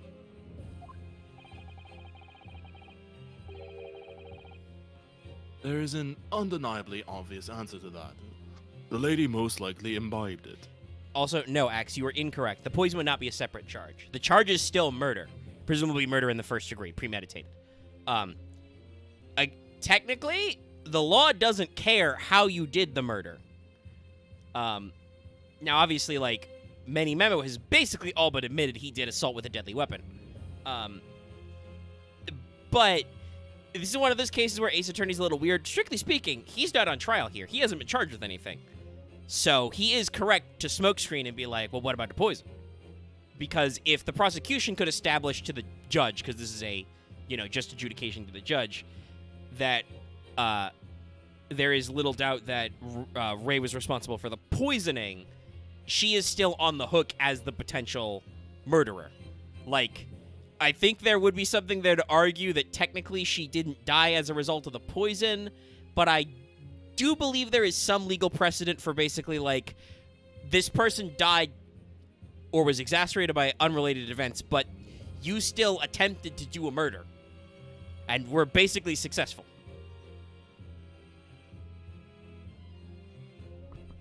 So there's a little bit of wiggle room in this, but yes, it's all very absurd. Like I said, we probably should call this one a wash, and at the very least, if not a mistrial, this should be like, I mean, and this is what usually happens in other Ace Attorney games, like in the original trilogy. The judge will go like, okay, we need more investigation. I'm suspending the trial for the day. Go back to your cases. Figure this shit out. Honestly, I don't even think that would hold up because according to this, to the fucking reporter here, he saw her walk in, start the argument, and didn't do the stabbing. There was no point for her to actually imbibe a fucking poison, I think. Yeah, I mean, I'm sure we'll get to another testimony here in a second. Probably. Because, you caught the wine glass right away. It is right there. So, somebody has to actually introduce that concept. Watch it be a fucking red herring. It is not the poison wine glass again. They keep throwing it in my face, and I keep going, yes, yes, and it's never the poison wine. It's never the poison wine. Oh yeah, because they're probably gonna go forward with that fucking theory right now. You mean she drank it? Have another look at the photograph here. As you can see, Hold on, Father, did you just say, Look at this photograph! Zoom. yeah, no, they're fucking calling out the wine glass. That means it's definitely not the fucking wine glass. what was this censored? Or is she supposed to be the... Well, because I guess technically that is an ESRB hit, is use of alcohol. No, I'm guarantee you carbonated water does not... Well, actually, it's a fucking, like, black and white sepia tone. I guess, like, it's sand. Dark sand, I guess. Yeah, would it's be in dark. shadow. It probably shouldn't be that color. I mean, especially with that wine glass. This probably is. This is like replacing all the beers with orange sodas in old anime. We don't want to get the use of alcohol tag on our E10 rated game or whatever. A bottle of carbonated water and glass have been knocked onto the sandy floor of the beach hut. Well, I hope that fucking poison be clear as fuck then. I mean, I think that's the implication, that it's non-visible. It is a super secret government murder poison. And you guys should really be asking your government about why they need that.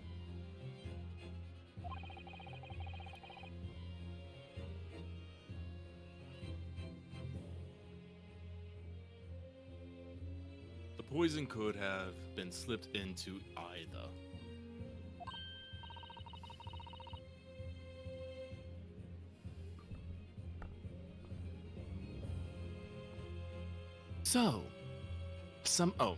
So somebody made Miss Brett drink it.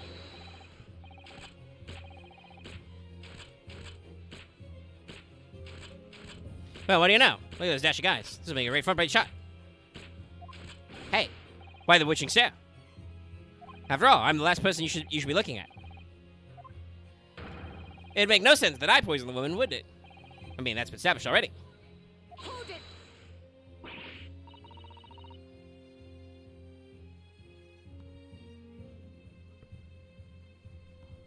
Hang on.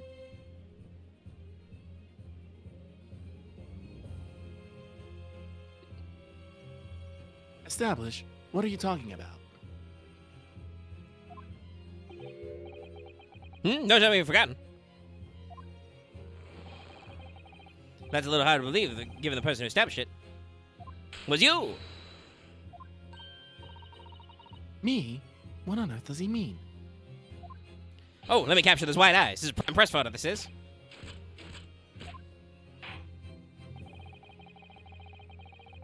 It would seem that this trial is not destined to end yet after all.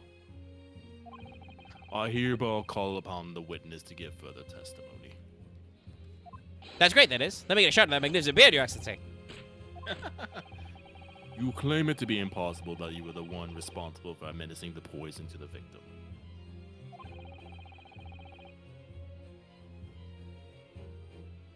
I like how the You judge will in this explain- case is still like, okay, cool story, bro. Evidence? Testimony?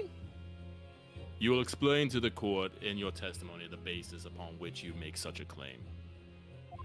I'm a journal and a man. I've never tried to run hide for anything in my life. That's patently untrue. Provably untrue. Yeah. Hold on, is that perjury? Is that lying on the stand? Mhm. I'm pretty sure he used the phrase, I hid outside to get some candid photographs earlier. Yep. I don't understand now, because that's Many-Maoism.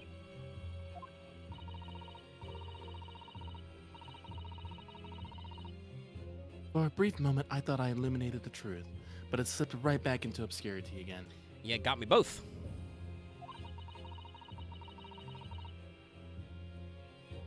Just where is this trial going to take us?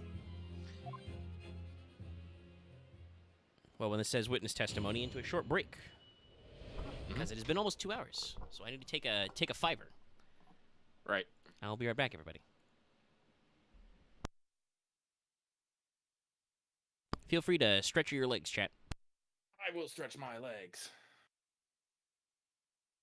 I'm gonna go look at more Project Zomboid mods.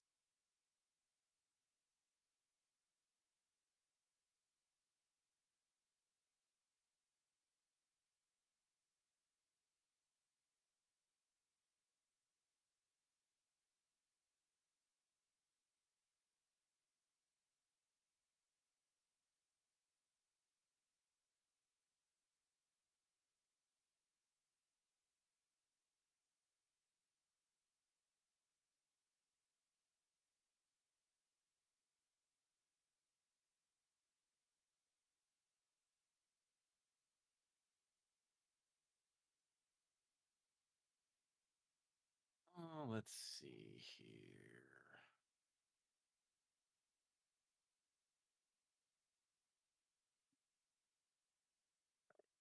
Oh, ooh, excuse me.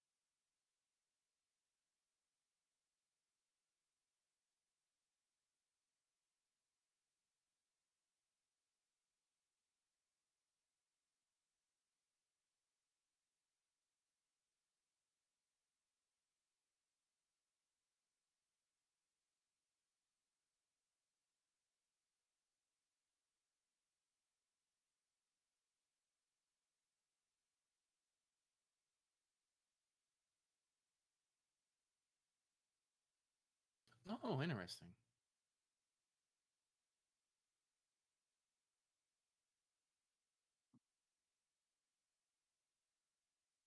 We can get music in multiplayer. Hmm.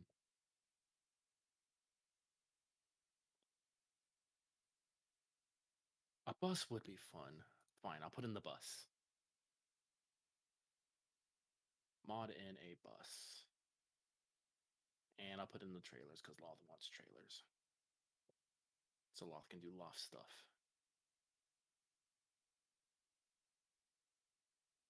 Ah.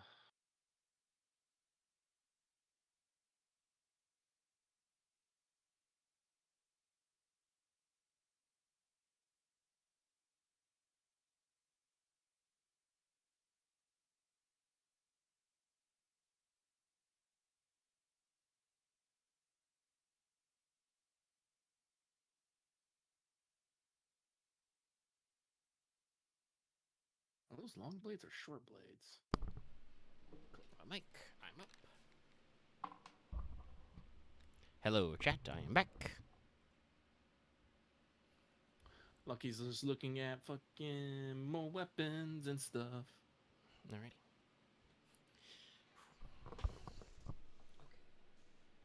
Oh, I put my controller over there. Hold on. Okay, I got my controller back. Switch us the scene screen.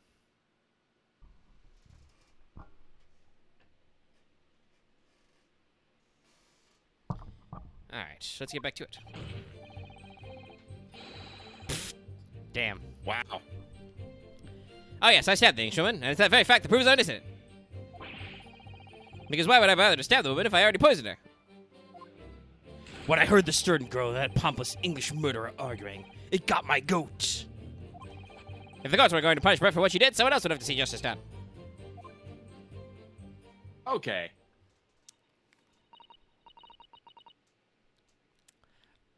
So, you admit it then?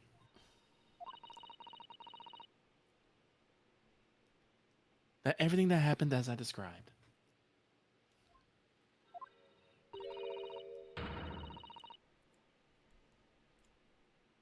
That you are the one who stabbed Miss Brett in the back through the reed screen. Yeah, that's right. You can blame this miserable country of ours. And he did say he was a nihilist earlier. A country that bows to the pressure of foreign powers and lets murderers walk free. What kind of future can a country like that have? That's why I did it. I did what our pathetic leaders didn't have the guts to do. Slap bang in the middle of that charming lady's back. I plunged the blade of sweet justice right in there. Jesus.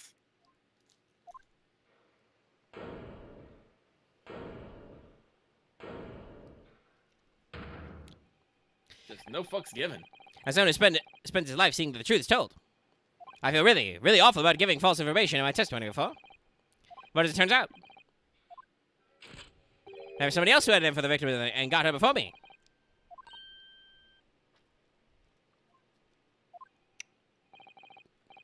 That's right, you guessed it. The pretty little student girl. Now there's a woman after my own heart. You're implicating Ray again.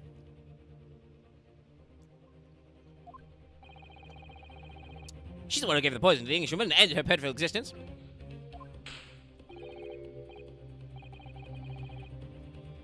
And suddenly, snap, this journal here is off the hook. Ooh, excuse me.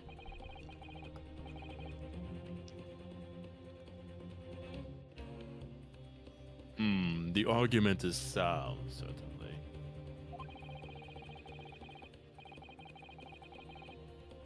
If the witness had administered the poison himself, he would only have to wait for it to take effect.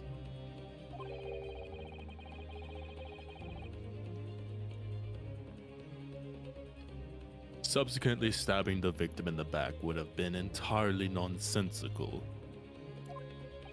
And, therefore, this reporter had nothing to do with the poisoning. Yes, it's all quite logical. Yes. That's right, it is. Logical and true. I'm glad you've all seen the light. This is at last! This is unbelievable.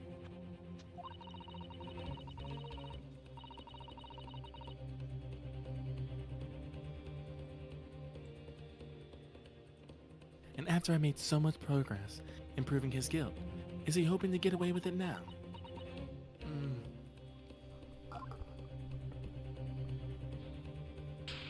Alright, game time.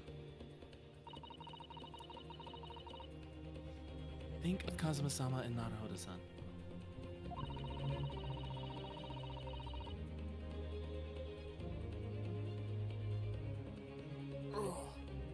They never stop looking for a way forward until the judge's final gavel.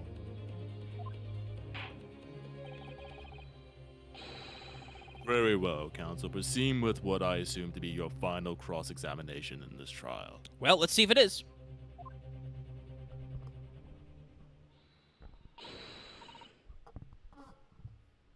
Yes, Your Excellency. Sure, my mic is right in the spot. Alright, let's cross-X. Cross The final cross-X, allegedly. Usually the game is correct when it says that. But he did say he presumed. Okay, so, yeah, it's just 4 statements. Jeez, well, I guess we press everything. Hold it!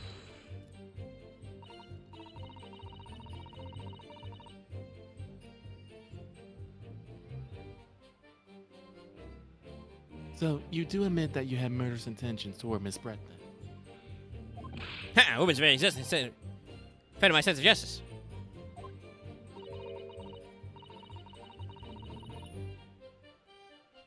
Your sense of... She's claiming some sort of righteous indignation. She was pure evil, a cold-blooded killer who'd committed a murder right here on our empire soil. But did our good-for-nothing government do anything? Not a chance. So I had to step in. Fly the flag of justice, put things right for the people. Yes, it was my civic duty. That's a job way to do it. So in summary, murderous intentions, then. Whatever you want to call it. The point is this. That Englishwoman was a blight. So I had to do what was right. For society. Please don't break into a musical number. Yeah, the real wrong was done by the student girl in the dock. A crime for which she must pay.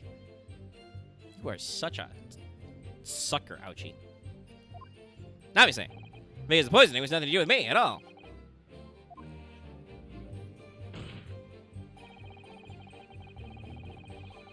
Hold it!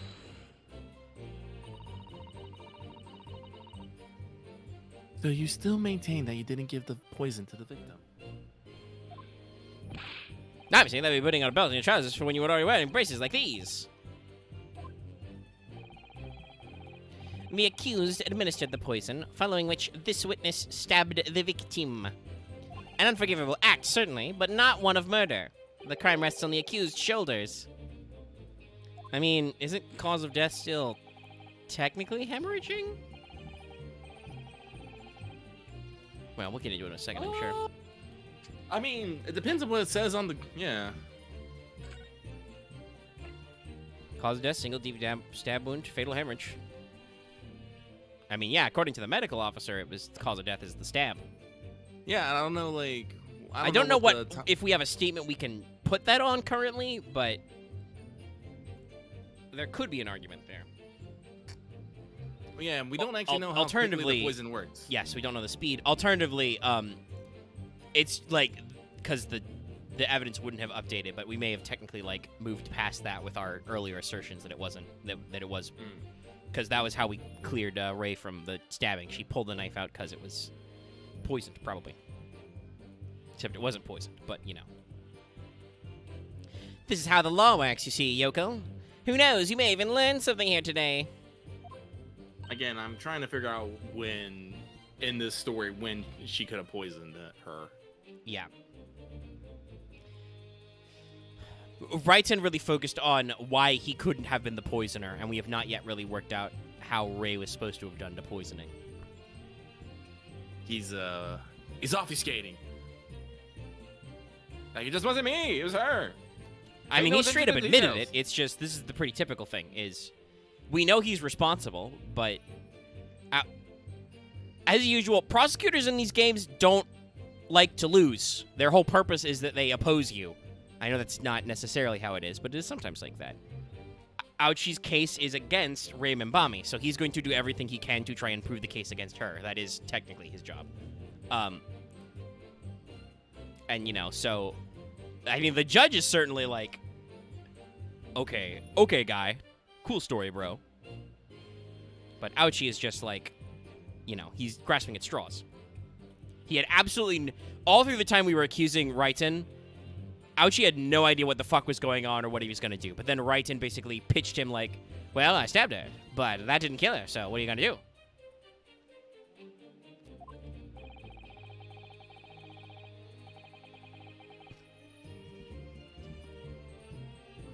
Judging. 2 consecutive attempts on her life in the space of minutes. Quite a day for the victim. Do something that evil and you've got it coming. That's how the law works. The law of reckoning.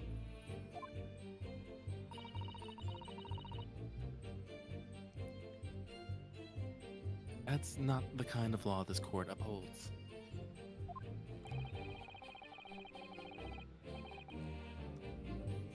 You will reiterate why you were compelled to stab the victim then, witness. The judge has a serious face on. And then... Okay, maybe we can get him to say more. What were they arguing about? Yeah, thank you. Thank you, Ryotaro.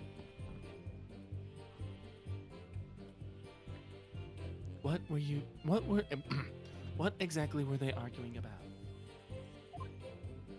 About what happened in that restaurant 9 months ago, that's what. The student girl was laying into the Englishwoman for killing her beloved mentor, Dr. Wilson. Excuse me. Yes, Dr. John H. Wilson.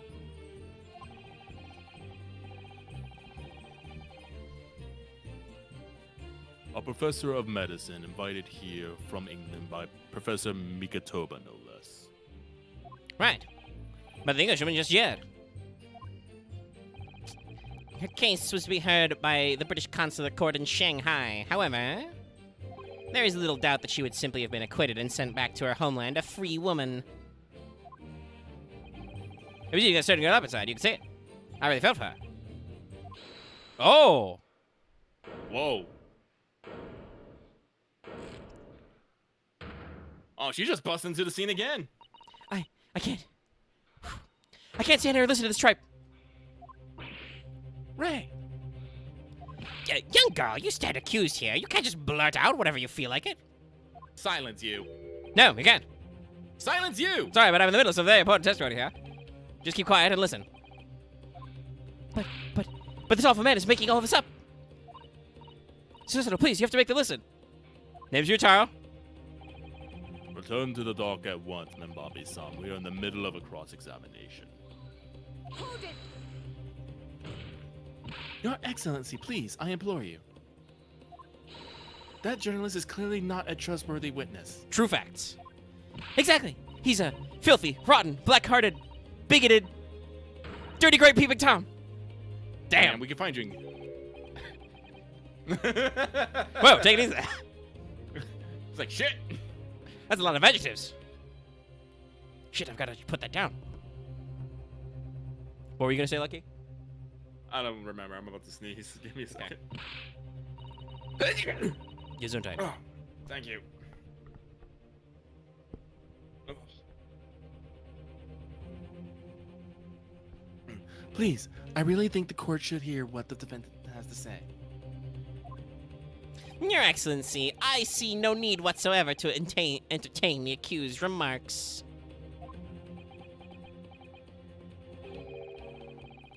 I will grant the request of the defense. 'Cause I'm a cool judge. But Your Excellency! This is likely to be the final cross-examination of these proceedings. God damn, this is taking forever. As such, I believe it ill-advised to stifle the defendant's obvious concerns. So is this still technically cross-ex? I'm not sure. Yeah, is this two witness So- testimony or is you going to call it cross? Well, anyway, sorry. We'll get there. Yeah. So, whilst recognizing that this contravenes regular protocol, I hereby call upon the defendant to speak. Because this shit never goes according to plan. Oh. Thank you so much, Your Excellency. Yeah, no, this is just still in the middle of cross-ex. It was nothing to do with Dr. Wilson. We were discussing the stolen poison. Correct. This is what Ray told us earlier. The stolen poison that killed the victim, you mean? I suspected her of being the one to steal it. I mean, just think about how she killed Dr. Wilson. That's true. Additionally, Miss Brett certainly had knowledge of the new poison. What surely would have been no easy task to steal a highly secret toxin being developed for the government. It was stolen nonetheless. Excuse me. Indeed, all visitors to the laboratory are thoroughly searched when they leave.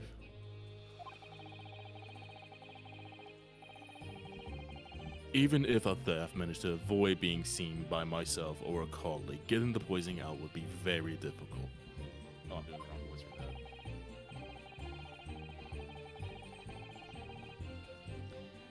Search was That's in true. red. That's true. I pestered Professor Megatoba until he agreed to show me the poison when I visited his laboratory. You know, because I'm freaky like that. But as I left, I was searched from top to tail. Miss Brett rather bluntly revealed the existence of the toxin we've been developing, you see. And since Soseki-san expressed such an intent in it, I felt unable to refuse. Did the journalist go with him? I Obviously, feel like gave- they said that earlier when they talked about who could have leaked the story, right? The journalist was Right. supposed to be with them. So clearly, Also, wasn't it? Did we actually prove if it was many memos byline? Because, you know, Actually, no. it's journalism. It should be credited. Maybe we'll double Yeah. check in a second. obviously, I gave nothing away other than the fact that it was an extremely potent substance.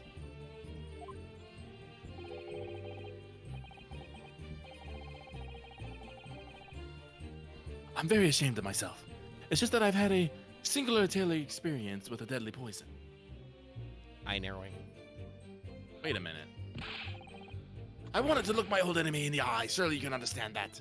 I can't. What are you talking about? I believe in this case the joke we make is foreshadowing. Oh. But yeah, okay. Da-da. Fine lecture. Da-da. Deadly poison. Smallest amount entering the body. Fatal in minutes. Oh, it is fatal minutes. Minutes can Okay, so yeah, since this isn't the actual examination, then we do not have a byline. That is a shame. To find out if my suspicions were true, I confronted Miss Brett about the poison. I told her if there were to be an incident involving it somehow, it wouldn't just be the university. The military would be dragged into it. The whole government, even. It would be a complete disaster. And how did Miss Brett respond to your concerns? She just curled those beautiful lips of hers and said she didn't know anything about it. In English, actually. Oh, our dad is basically... Professor Mikoto is basically Columbo. Just one more thing, Mayao-san. Makes sense, by the way. The Japanese fucking love Columbo. I just saw a Columbo meme. Yeah, somebody posted one earlier in our Discord. Yes. Many Memo-san, one small question, if you don't mind.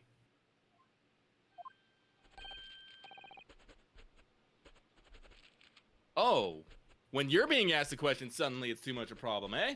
I do mind. Can't you see that I'm busy?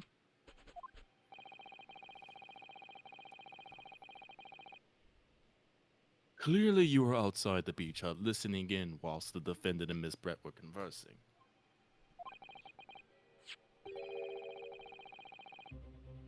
Presumably then, it was you who wrote this article about what you've heard. Bringing it back.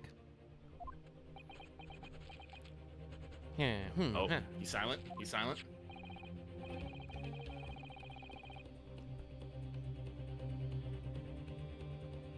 Exclusive. Deadly poison solely from Yume Medical Research Laboratory.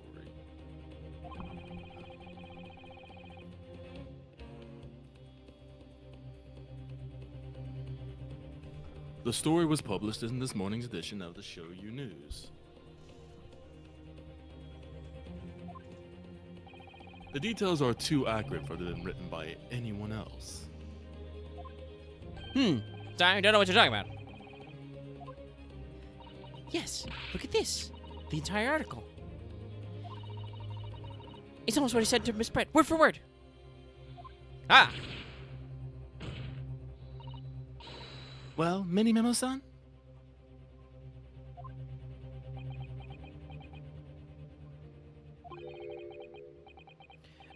As a journal and as a citizen of a free country, I'd have to read my sources. That's the founding principle of medievalism. That is a lie. I mean, I do know some journalists who will stick to their guns, and they will absolutely get busted for contempt of court rather than reveal their sources, but... Father's clearly right about this. That reporter did write that article, and he based it on what he overheard from outside the hut. Ah, there we go. Now we've got the update we were looking for.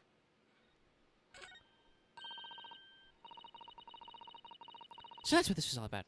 You were trying to cover the fact that you were listening in. That's why you came up with that stinking story about me arguing with her. Shut up! My stories never stink. Look, whatever you say, little girl, there's no effects.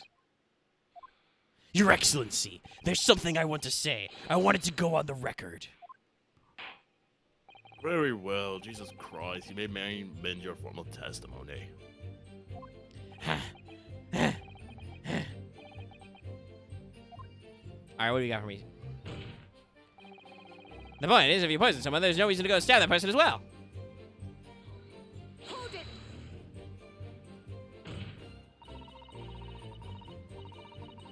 Perhaps you doubted the efficiency of the poison and sought to make sure your victim would die. That's awesome. What? That would be like pouring pepper on your Chinese ramen before you'd even tasted it. Completely reckless. Now, although it might surprise you to learn that I have a bit of an impetuous pepper pour as it happens. What the fuck did this man just admit to? Pepper pouring.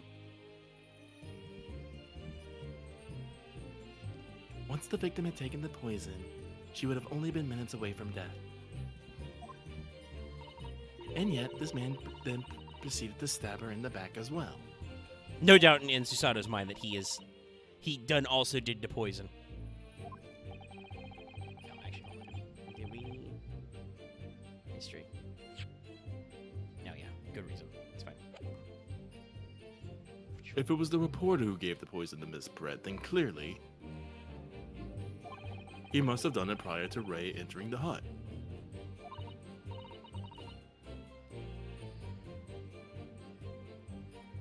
Yes, that's undeniable. Sorry, I'm thinking. I'm trying to put some facts together here. But between him leaving the hut and the victim being stabbed, there was one very crucial change in the situation. Sorry? What change?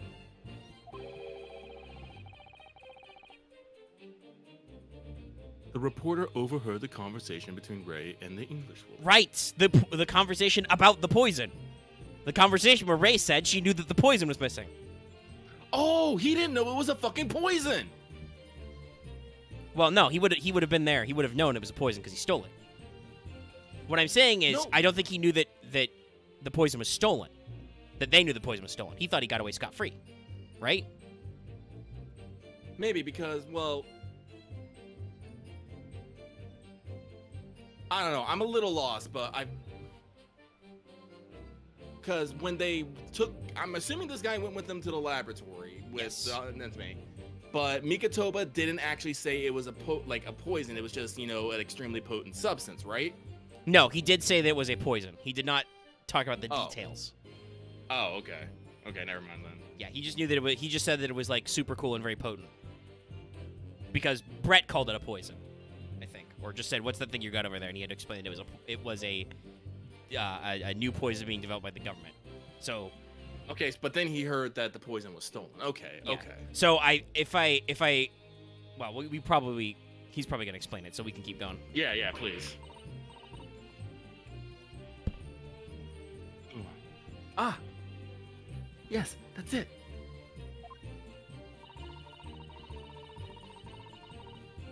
Okay, the exact nature of the poison is what she's saying. So little column A, little column B. Mm-hmm. Ah, okay. That's when Minimimo first found out the exact nature of the poison he used. That could be the key here. Yeah, because he wouldn't know the details no matter what. Yeah.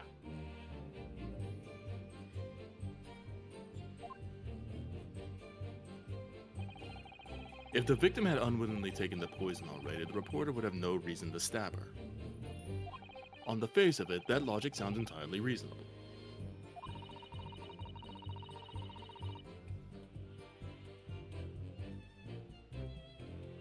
But there's no question that this man was responsible for Miss Brett's murder. Wrong read, but we'll go with it. Oh, fuck. Sorry. If we could think of a plausible explanation as why he might have stabbed her even after the poisoning, I feel sure that everything would drop into place. That's what we should be looking for.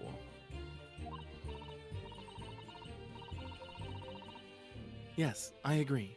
And in order to do that, I must try to glean more information. Okay, so we're gonna go back to the top? Yes. Okay. I mean, I think we pressed everything. Though he might have an extra one we didn't press. Yeah, I don't really see how we can actually present anything yet. But yeah, student girl, arguing English, and then you with Dr. Wilson discussing the stolen poison. I heard the student girl in that policy murder. I got my go. Yeah.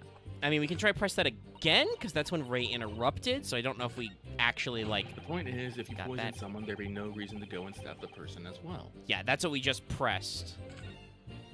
I mean, we'll try the middle one again. Because, like I said, Ray interrupted that one. Hold it! If... Sorry, I'm thinking. If he did both a poison and a stabbing, something about the poison must have. Is he trying to hide the fact that she was poisoned? Possibly. Like, if he didn't know the details we know is that it has the specific pupil constriction thing, which obviously Ray would know about. Like, if she keeled over from the poison with the constriction, Ray would probably be like, oh gosh, the poison. But it could also be maybe he didn't know about the minutes, right? Like, he didn't know how long it would take. He might have thought it would take like an hour. Yeah, like, he poisoned her, left, overheard the conversation, and then stabbed her. Yeah, something about that conversation made him go for a stabbing. Yeah, and I'm trying to figure out what exactly. Well, we won't know that because we have Yeah. to press for more. Yeah. So What exactly were they arguing about? About what happened in that restaurant 9 months. We already read that. Okay. Playing into the Englishman for killing her beloved mentor, Wilson. Yeah, John H. Wilson, professor of medicine. Just jeered. Case, probably getting a free woman. Fell for it, yeah. Oh, this is new. Poison her nemesis. And then, There's no inculpatory evidence to that effect.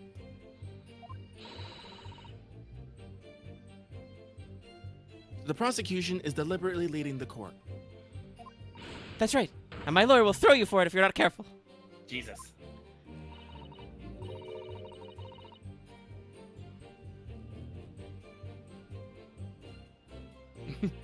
Oh, Ray, don't throw things out like that out there.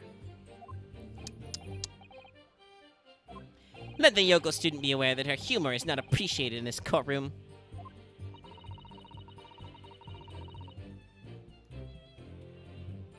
I can't let the court be influenced by this reporter's testimony. Ray is the only one who knows what really happened. And then it goes back to her testimony. Well, I guess let's press her again.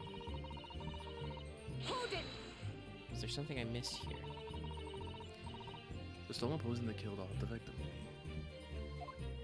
Oh, sorry. Yes, I think we I did said- this one. I expected her being able to steal it. Yes, yeah. Killed Dr. Misbred poison. No easy task. Searched. But that didn't get added to our official testimony. So that's not like a thing I can challenge. I can't be like, hey, look at his weird empty pen. Why is his pen empty? Oh, could he have snuck the pill on the pen? Well, yeah, it's a fountain pen, so he could have pulled the nib.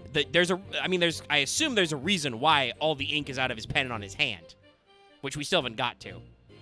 Oh, okay, that makes sense. But we can't, like, slam him with that one, because we don't have a statement for that, I don't think. Yes, release the toxin. Well, we did have the Interesting. update. We did have the updated paper. True, we did update the paper about that.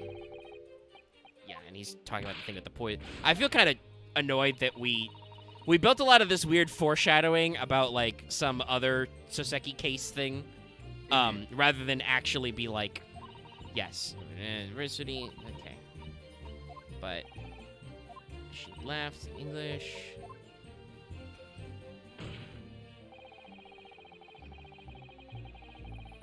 Okay, what do we got? All right, so we got the postmortem report. Prince, stab wound of convictable. And just to be sure, we actually read all this stuff, right? Yeah. Then the back is that. Okay. Pen. Poison article. Yeah, this is all the same text. The description changed to based on information case on evolving. Graph the chemical reagent. Beach hut, the knife. I mean, I feel like we've got the pieces. I just don't recognize a statement where we use them. Well, we got a couple tries.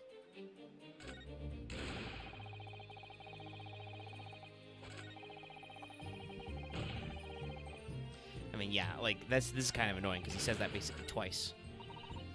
Well, if your idea about the fountain pen, maybe we should it says maybe we can examine it. more? Yeah, we might try again. Maybe now that we've got the right questions, we can ask about it. I do find it interesting that he literally has basically two of the same statement. Admittedly, some of that is like after formal testimony shenanigans, but I might want to try and press that one again. All right, so we take the cap It's like off. if we want to go with the fountain pen, there has to be something about the fountain pen that shows it off. But the only other thing I can think about is the poison article, because we haven't actually used that. Yeah, and it did just get updated. Can you go through the statements again? Yeah, so number one is, I stabbed her. I'm Proves innocent. Why would I have bothered to stab her if I already poisoned her? Which is basically what he says in Statement 5 anyway. Statement 3 is, heard them arguing, got his goat. And then that's raised, it was nothing to do. And then his final one is, once again, the point is, if you poison someone, there'd be no reason to then go and stab that person as well. Yeah, Present the poison paper on that. Sure. Let's go with that. Let's try that one. Objection! Yes, that was correct. Because basically, he only figured out the things later. Right, yes. And- Yes, you are correct. He stole the poison, allegedly, Wrote, used it, and then later wrote that article for today's newspaper, yeah, which is presumably several days after this murder happened. yeah. So So he didn't know. We'll get into it. I'm saying I'm not like I wasn't entirely sure, but like I said, I'm using meta knowledge here. You Yeah. don't update something for nothing. Right. No. It's true. It was the logic got a little weird there, but no, we Yeah. managed to suss it out with just, well, it's the new thing we've got. Yeah. Okay. Yeah. Well, I can think of one reason. You having fun, chat? I'm kind of having fun, but I'm also slightly bamboozled. Yeah. I'm not sure chat is having fun. I feel like viewer levels have been crawling down a little bit since we got more energetic. Which is a shame, because you're going to miss the end of this trial, which is going to be great. Oh. I have completely blanked. Did you read this line? Yes. Okay. What? What? But before I explain, I'd like you to confirm something for the court. I do sometimes like it when our lawyers are smarter than us. Yeah. Like, Susato is most of the time consistently portrayed as she knows what the fuck is going on. It's just up to you, to the player, to catch her drift.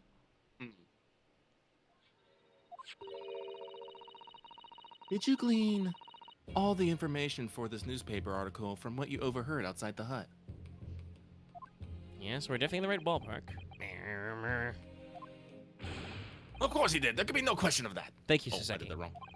After all, when we're all in the laboratory together, we're all told that it was a terrible toxin. Oh, okay, that so answered yeah, that question there it before. was. Yep. And there is one more important fact to consider. According to the witness, Mbambi-san's verbal attack against the victim began as soon as she entered the hut. And I think that means that Susato's about to bring up the thing you talked about, which is, when did Ray have the time to poison her? Yes. In other words, it would have been impossible for her to have slipped the poison into Miss Brett's drink. Objection! Where are you going with this, counsel? That's actually a decent objection, Ouchie. Lawyers are not supposed to just talk and talk. You are supposed to have a point. Minimomo-san has made it quite clear that he observed every single thing that happened in the beach hut.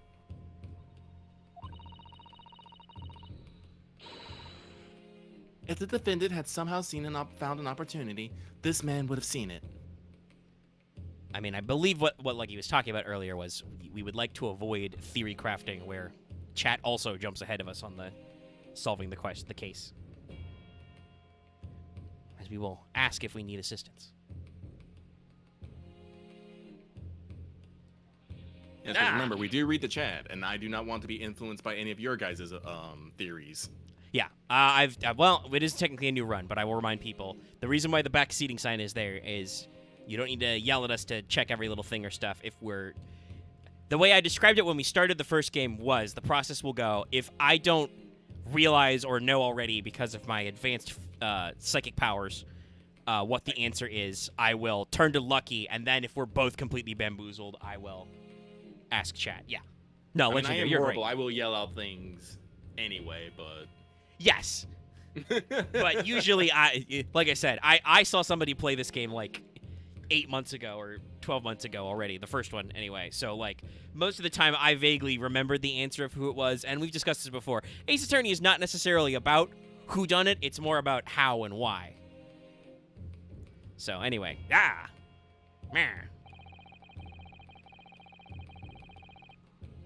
Which means that Miss Brett couldn't have imbibed the poison whilst the defendant was present. In fact, it must have been administered to her before Mimbambi-san entered the hut. All right, this is good. We're working on it. Yes.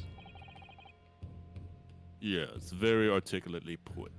The judge is in on. When I walked into the hut, I immediately started to press Miss Brett about the poison. At which point, Mini Memo-san overheard some worrying information. Sorry.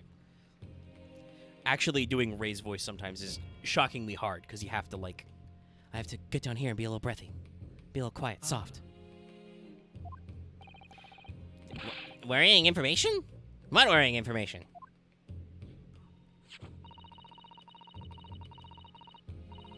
The information which he subsequently included in his newspaper article, namely, that this poison was being developed in strict secrecy and that it couldn't be readily obtained. Ah! He didn't know that it was a double secret government poison. He just knew that it was a good poison. And so he knew that if it was figured out that it was poison, they would look into, you know, weird people. Who was there? Hey, guess what? That's a very fucking short suspect list. It's basically Yes. all the people in this courtroom right now.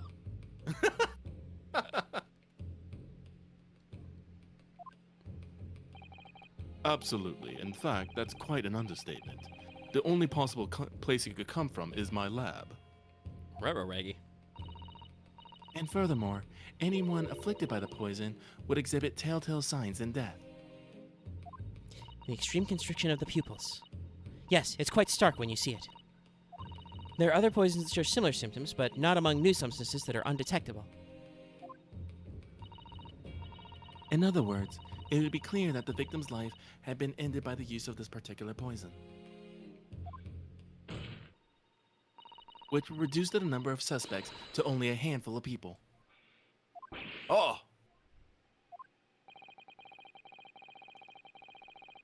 Yes, very good, Legendary. Stay hydrated. I'm going to take some water right now. Excuse me.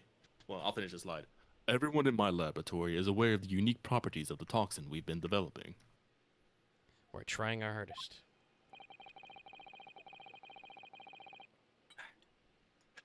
None of them would be foolish enough to attempt to use it for some nefarious deed.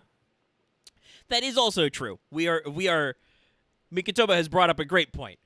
The prosecution's assertion is that Ray Membami poisoned her with an undetectable strict super secret poison that, like, would have immediately been traced back to her, basically. It's like if you invented a new kind of gun that used a super special bullet that was only available in one place, and then you use that to murder a guy. It would be like, well, this is a really good bullet. Where the fuck did it come from? I don't know. Oh, actually, one of the people connected to this case is a rare gunsmith. Well then. Mimbambi-san being no exception. Therefore, we conclude that whoever administered this unique poison to the victim was a layperson unaware of its telltale properties.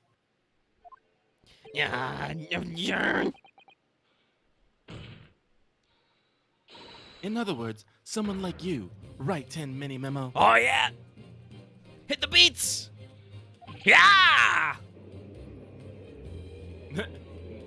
Soseki-san was like, why am I still up here? It was you who stole the poison from the laboratory that day. Chat, give me the doots. Give me those doots in chat. And it was you who administered it to the unwitting victim. But you quickly realized that it was a terrible mistake. Because the poison caused such unusual symptoms and was so traceable. The traceable, untraceable poison! As you listened in from the far side of the beach hut's thin walls, you learnt of these facts. Well, Mr. Dennis Cordell, you have a membership. You can also you can use the Tyranny Dude. Thanks to, as usual, Legendary throwing out membership gifts like candy. Handy. But you've already given the victim the poison at that point. It was too late.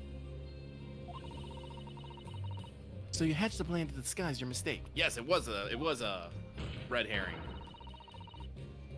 A plan that involved stabbing the victim in the back through the reed screen. Objection! But what good could that possibly do? Yeah, dudes. I loved some dudes. Isn't it obvious, Counsel? The plan was to kill Miss Brett before the poison could take effect.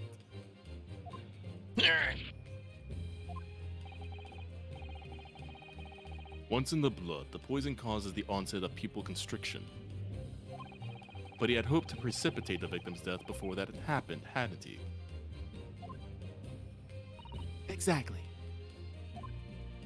Because without any revealing signs of the new secret poison's use, no one would have ever suspected. Wow. This is fucking extraordinary. God damn it. Yes, the effects of the poison meant it would be too easily identified, so the killer had to mask its use. Which he attempted to do by plunging a knife into the middle of the victim's back.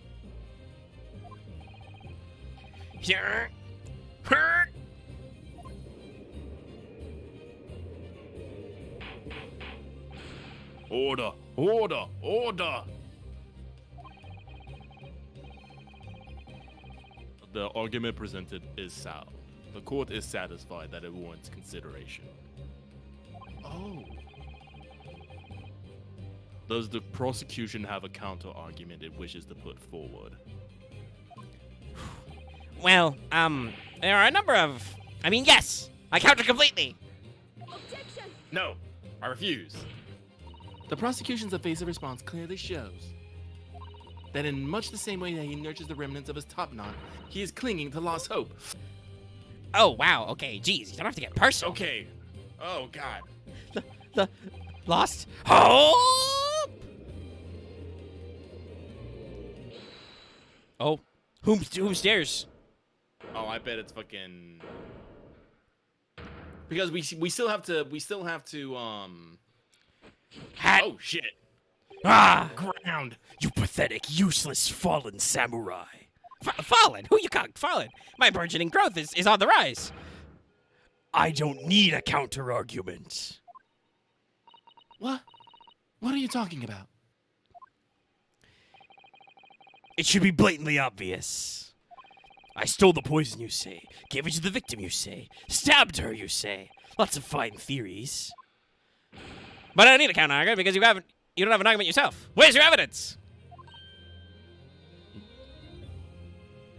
Oh, sinister turn music. Yes, you make it all sound so plausible, don't you? But without evidence, it doesn't mean nothing. Whereas I base my news on facts. Real facts, not fake news facts. Fox? Fox. What do you mean? Explain yourself. I mean, what the professor said earlier in this trial. It's all here, in my many memos. Every word, every slip of the tongue, all noted.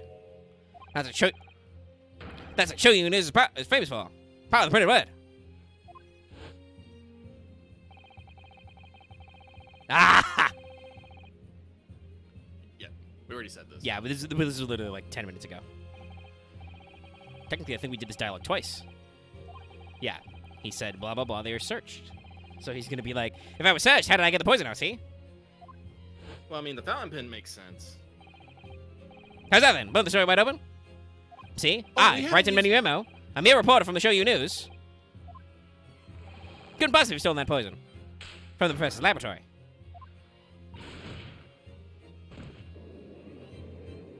Okay, so this sounds like the fountain pen thing. So do we just present the fucking pen? We'll see. Because we're not in Crossix anymore. What will probably happen is the judge will be like, well, counsel, do you have any evidence that says he stole the poison? And I'm going to be like, well, I've got this pen, and I have this reagent we haven't used either. Because, by the way, we still have a reagent that tests for the poison.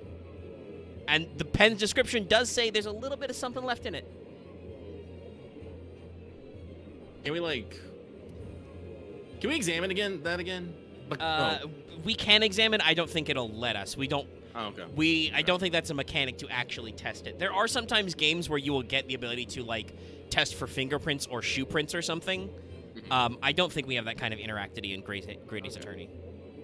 But there can't be any question of it. He must have stolen the poison that day. He stole it and used it to kill. And if that's the case, as you identified, the poison itself is the definitive evidence we need. Because whoever stole it from the laboratory that day is the true culprit here.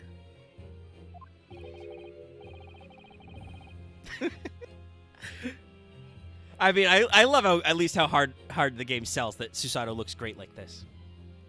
What's your point, you annoyingly handsome country bumpkin? My point is this.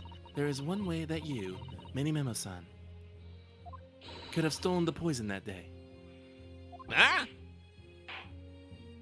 I have heard enough verbal conjecture now, thank you. What the court must be shown is evidence. Yep, here it is. What proof that you have that this witness stole the poison on the day in question? Small liquid is still inside the reservoir. Take that! The proof, Your Excellency, is this fountain pen. Ah! A fountain pen? How can that possibly be relevant?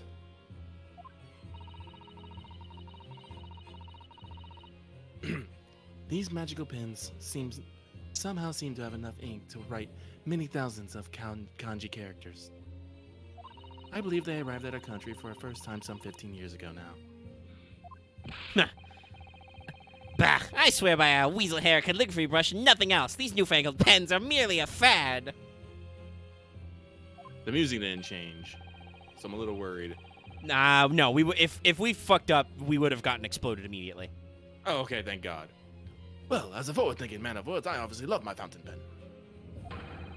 Suck up a soup cone of sumptuous ink, and one's work is awash with words in a blink of an eye. Is that actually how you spell soupçon? Soupçon? Oh, is that soupçon? I don't even know what Yeah, it was. I think that is supposed to be soupçon, but it's got there's a C with a donger, with a tallywhacker there. So I'm not sure. Chat, double check me on this one. I know about the word soupçon because I read a lot of SAT vocabulary word books in my day. That's right. Fountain pens have a small reservoir in the barrel, into which ink is sucked up through the nib of the pen in order to write with later. What does all this talking of sucking up ink have to... Ah! And just as it's possible to suck ink up into the reservoir, it's also possible to eject it through the nib again, of course. My word. Can this really be? Well, Mini-Memo-san,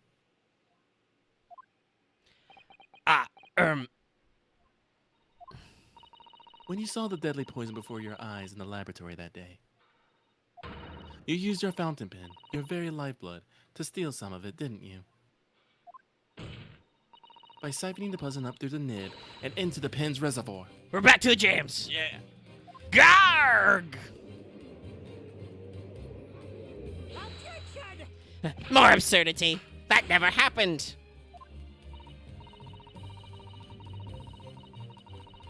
True, we've heard that there were procedures in place to prevent deaths like this from the laboratory. But would anyone have thought to look inside a fountain pen of all places? No, I'm a little ashamed to say that for fear of offending our guests, such a detailed search would not have been conducted. Well, this is quite startling, I must say. I remind the court that this pen was found in the clutches of the victim when she died. In other words, it was dropped at the scene by Mini-Memo-san.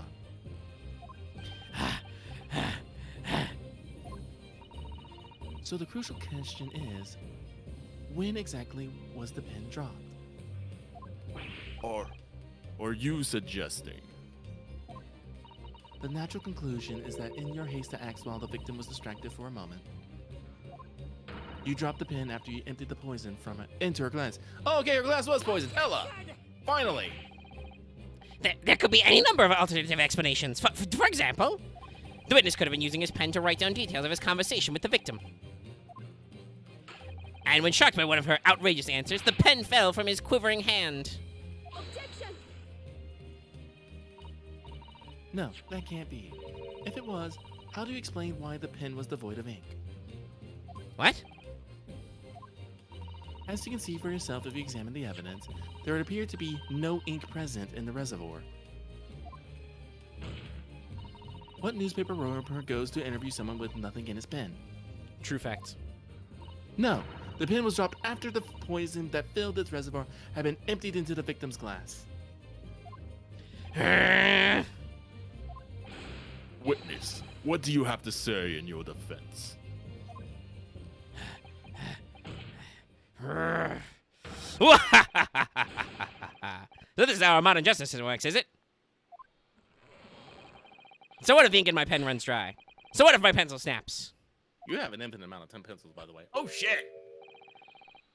I can always claw my way back into the game. I have plenty in reserve. Hi-ya!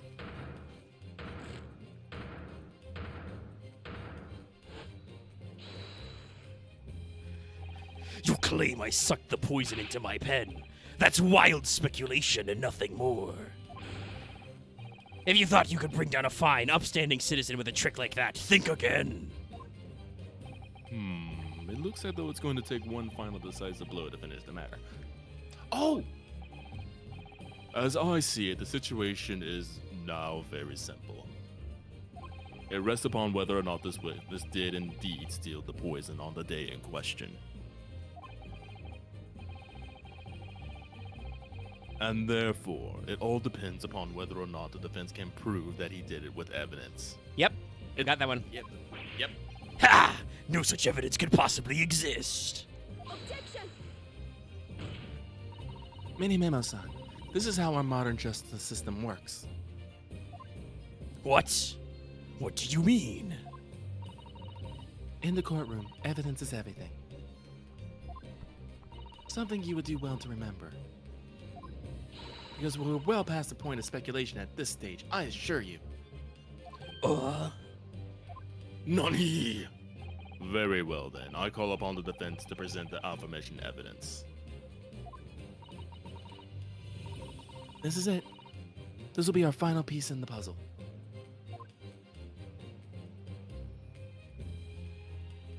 The defense can prove, by means of this item, that it was the witness pen that was used to steal the poison. The reagent! Yeah! Take that. Counsel, what is this bottle? This bottle contains a unique chemical reagent that can identify the poison in question. Ah! Yes, that poison is an entirely new synthesis of alkaloids developed by my colleagues and I. It would be impossible to detect traces of it by any other method. Or, from another perspective, simply with this chemical reagent, anyone at all could check for traces of the poison. A reagent? What? One drop of the contents of this bottle on the tip of your fountain pen, Mini Memo-san, is all it will take to solve the case beyond all reasonable doubt. Can we get a breakdown? No, you can't. I won't. Your crimes are bad enough, but at least know when to admit defeat. Your Excellency, the defense requires permission to carry out a test on the fountain pen at once. He's charging up. He is charging out with the... He's going super mini memo. Oh, fuck! This isn't my fault. The Empire drove me to this. Trying to hold us back as a civilization. Back inside every single power. I took Mars before the mighty pen. I tried to lose the battlefield lose. But my resistance, many memo. Susato, with me. Oh, what the fuck? Here.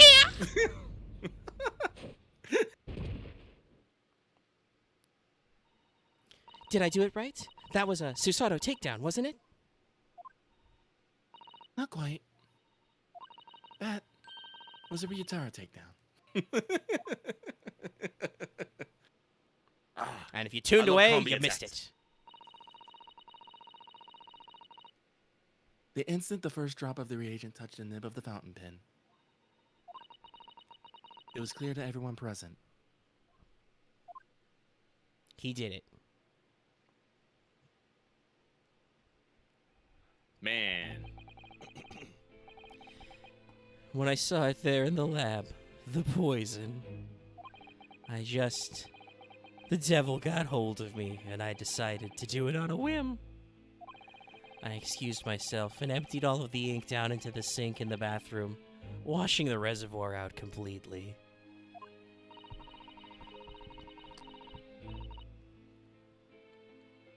And then you waited for an opportunity to suck some up of the poison, didn't you?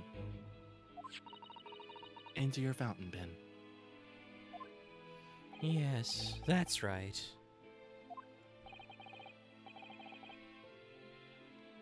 Answer me one thing, Minimimo-san.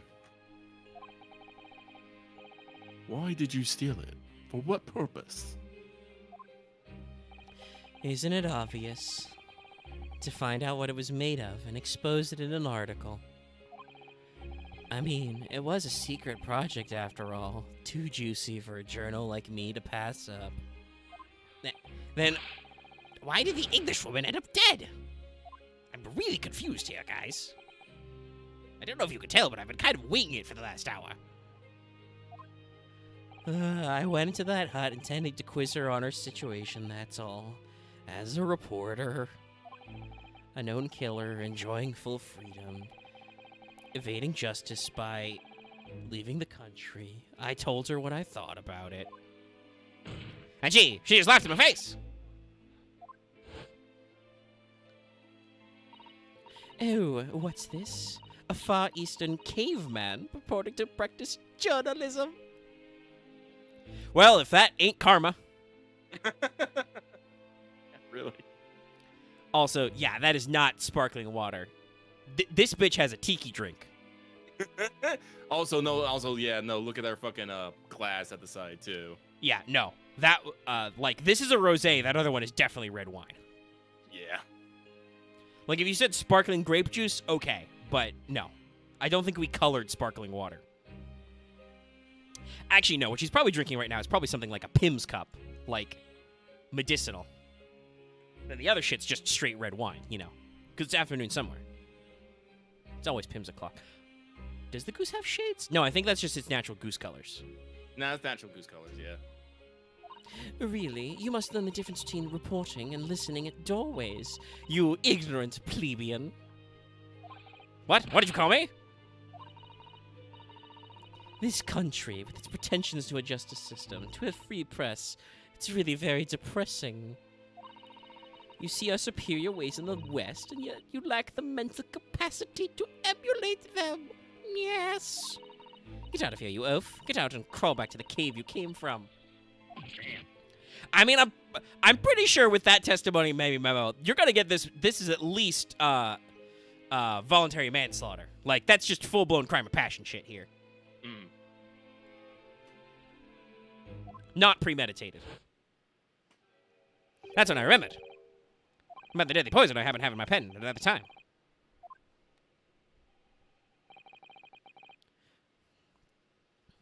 What a terrible tale. In my head, I knew I should just get out of there as quickly as possible, but I couldn't. I couldn't let her get away with what she'd done when she clearly had no remorse at all. I suppose it was my journo spirit getting all fired up.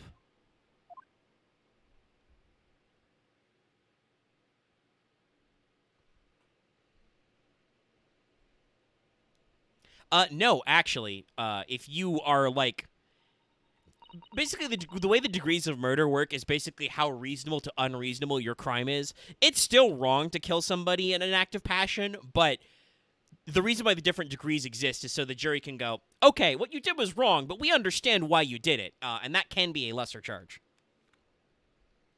I'm pretty sure this is still like we straight up just capital punishment you though? I mean, I think it is like Because this is only this is turn of the century. This is just like straight up a hanging.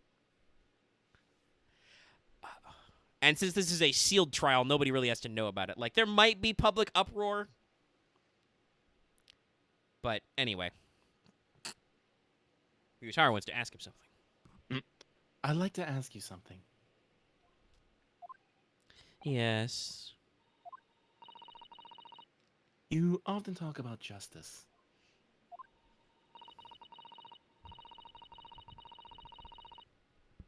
But surely as a journalist, you could have used other means to deliver the justice you sought. There's no justice in the press. Sorry. After that trial 9 months ago, I kept digging and digging to find out what happened in that courtroom. Because it was a sealed trial. And finally, I discovered the truth. It was a cover-up, that's what it was. I mean, it was. A cover-up? What do you mean? I'll remind you of your position, witness. Be careful of what you say. Don't make me get up from this chair. Oh, come on. Doesn't it strike you as strange? We're suddenly not allowed to convict a foreign national? Consular jurisdiction should never come into it. And yet that puffed of Englishwoman is going to sail away into the sunset. A free woman. The only possible explanation is that, behind the scenes, some deal had gone down between Britain and Japan.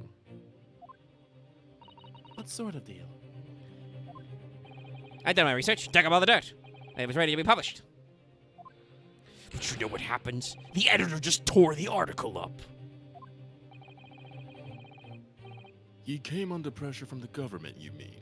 We full-blown swerved into the meta-plot of dark conspiracy once again. If our government is going to let criminals walk free, if they're going to crush the free press. Now what choice do I have but to see the justice done myself? Let's not forget, Minimino-san, that you committed murder yourself, and you tried to lay the blame at the defendant's door. I'm sorry, but you're no better than Giselle Brett. What? This is also usually the point of Ace Attorney. Like, we don't really care if you do vigilante justice. We care if you blame other people for it. Yeah. The truth is, you have no right to talk about justice at all. I suppose.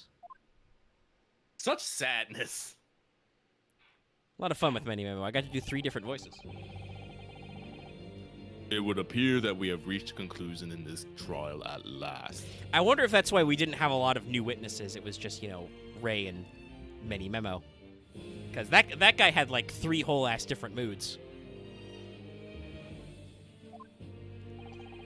Counsel for the defense, Ryotaro Naruhodo. Oh. Yes. Ahem. Sorry, Your Excellency. Just musing in a manly way here. It's almost unbelievable that this is your first experience of the Supreme Court. It was an excellent performance. Oops, I accidentally Oops. hit my trigger.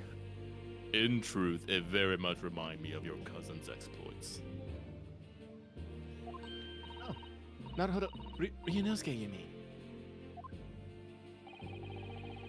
The way he handled the trial 9 months ago and the way you handled this one gives me hope that we are genuinely entering a new era of justice in this land. That's very flattering, Your Excellency. Hearing the defense you put forward today makes me feel most keenly that the future of our justice system will be forged by you and your contemporaries. Thank you. Prosecutor Aoji, do you have any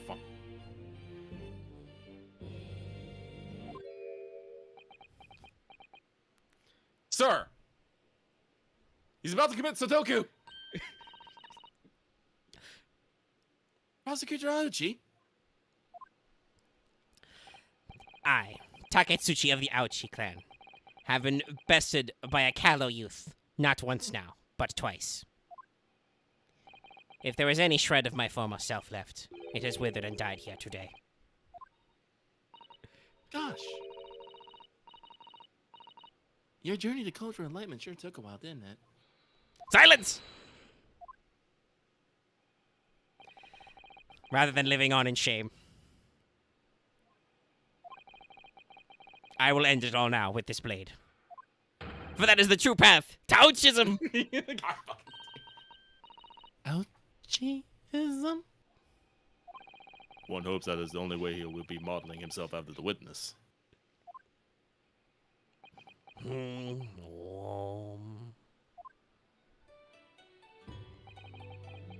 Sprig of my topknot, the time is right for farewell. Hope is lost forever. Taketsuchi. Oh, is he gonna cut off his fucking...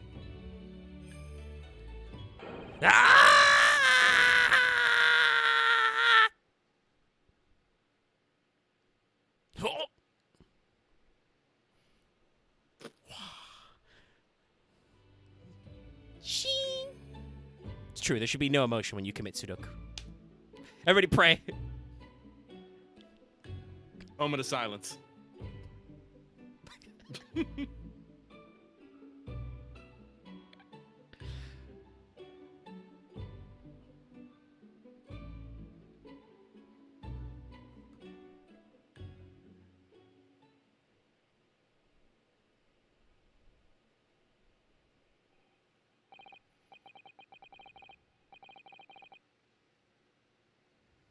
And we're just No. not going to talk about it.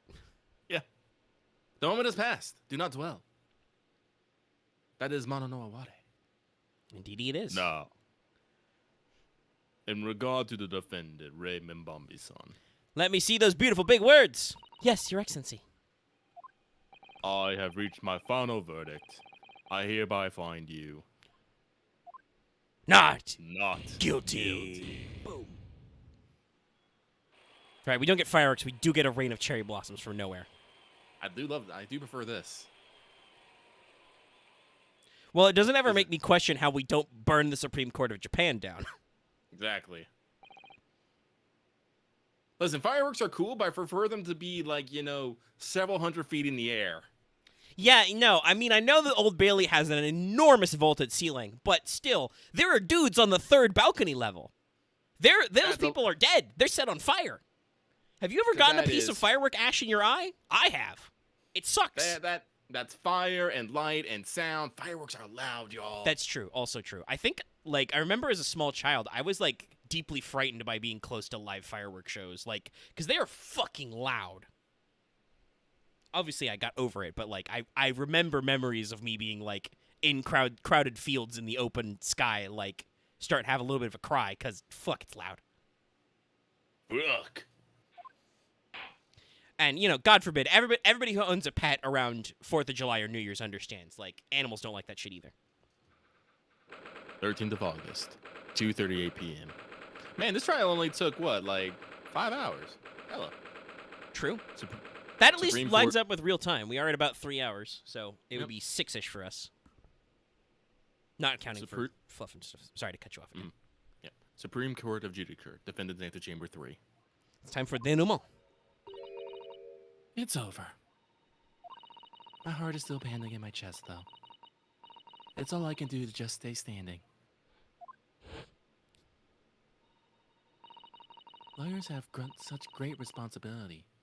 Such a great burden to bear. Don't they, Naruhodo-san? I don't know. I'm not here, Susato. I'm in England. By myself. I pretty think sure this has that's got to be Ray. Ray, yeah. Susato! Thank you so much. You were so dashing in there. Ray! And father! Did I say dashing enough? Maybe gallant? Possibly handsome? Honestly, I'm so touched by everything that you... Oh no, I think I'm going to cry.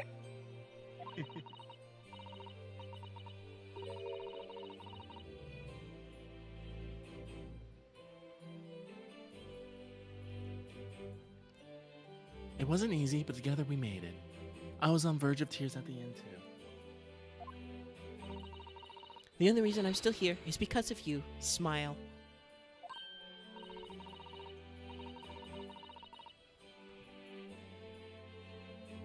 Oh no, I can't take all the credit. It took courage to tell the truth in there.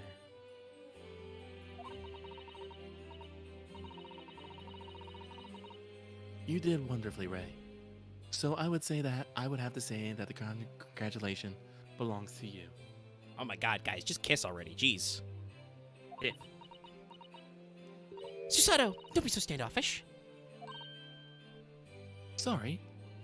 We're friends, equals, and the trial's over. So no more of this formal super humility nonsense. You must use. Oh, what's the term for informal language again? Oh, I can't remember. I just remember Yeah, the formal the language is Japanese also have a weird. word for it. So she's like, yeah, you be formal. It's time to celebrate with swagger. Throw caution to the wind.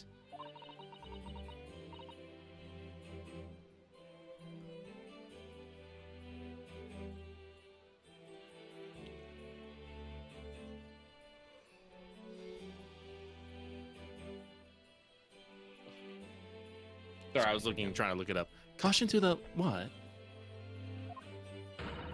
I'm the great defense lawyer Ryotaro Naruhodo, and I'm taking you out to a milk bar tomorrow. Or Whoa. something.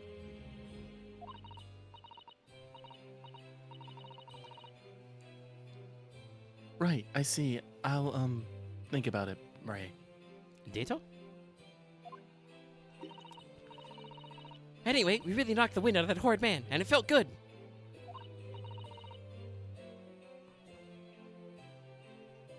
Yes, it was satisfying.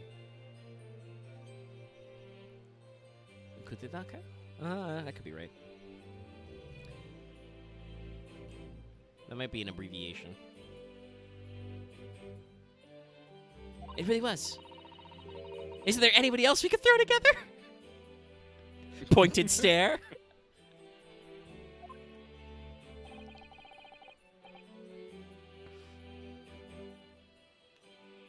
I hope you're not looking at me, Ray. I'm technically your boss. Oh, my goodness. No, of course not. Of course not. I was.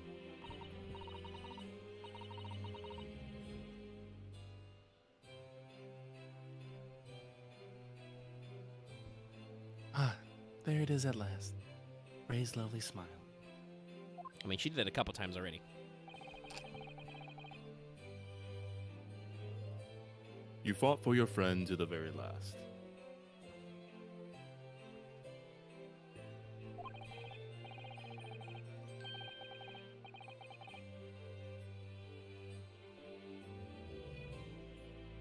As your father, I'm extremely proud of you, Defense Attorney Ryotaro Naruhodo.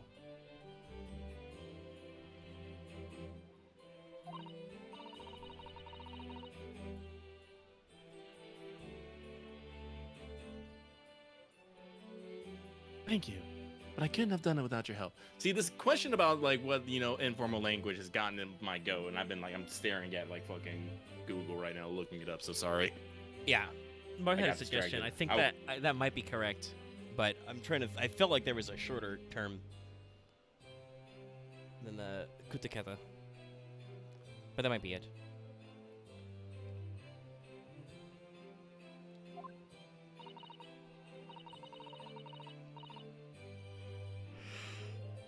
Anyway, it's time to bid farewell to Ryotaro, I think.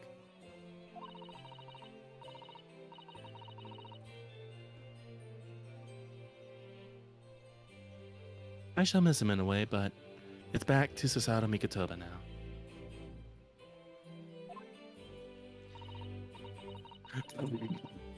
So I'll never see him again then? What a terrible shame. I bet this is Soseki-san. I think that's the only person who's gonna scream this much. Yeah. In all caps? Yeah. What? Oh, it's and, two of also, them. and it's Hosonaga. Oh, but I think it is. What is happening? Ah, so... Soseki-san and Inspector Hosonaga, I do hope you've been keeping well. Is that really you? Yes, I had to change my appearance for, well, obvious reasons, I hope. But it's me. Susato Mikotoba.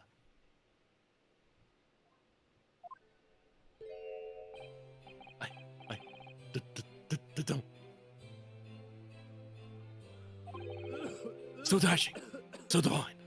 Oh no! We've awakened something. Soseki-san has awakened to the power of tomboys.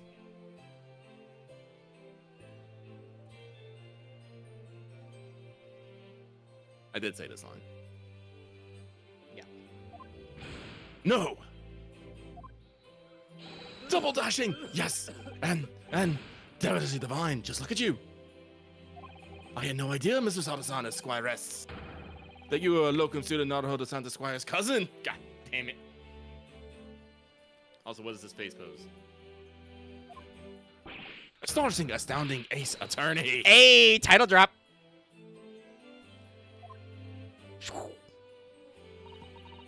Poor Soseki-san, so confused.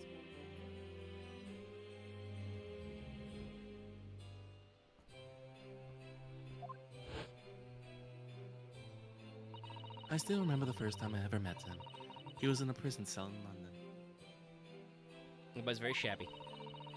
What an extraordinary conundrum that the unwitting student from Japan found himself embroiled in.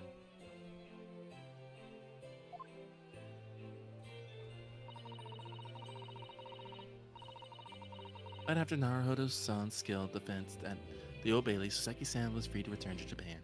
Yep. That's how it happened with those jurors.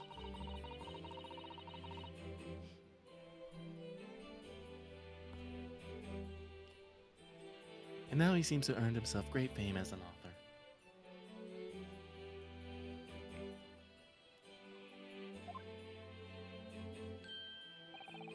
I'm stunned.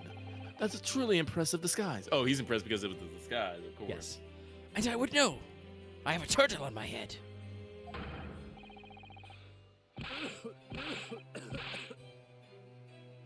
Mr. I'm Turtle pretty sure vibrates that's a when he turtle ball coughs. ahead. Yeah, Mr. Turtle vibrates when he coughs. Even I had no idea. And I'm a chief inspector at the police bureau, who came up with Mr. Turtle, no less. I'm not sure you should be admitting to that, Inspector. Amazing. You're a woman of many faces, I see. Just two, really. And this was a once-in-a-lifetime event, I hope.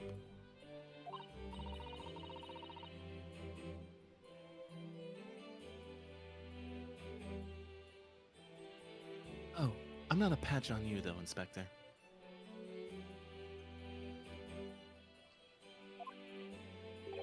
Well, I am a professional, of course.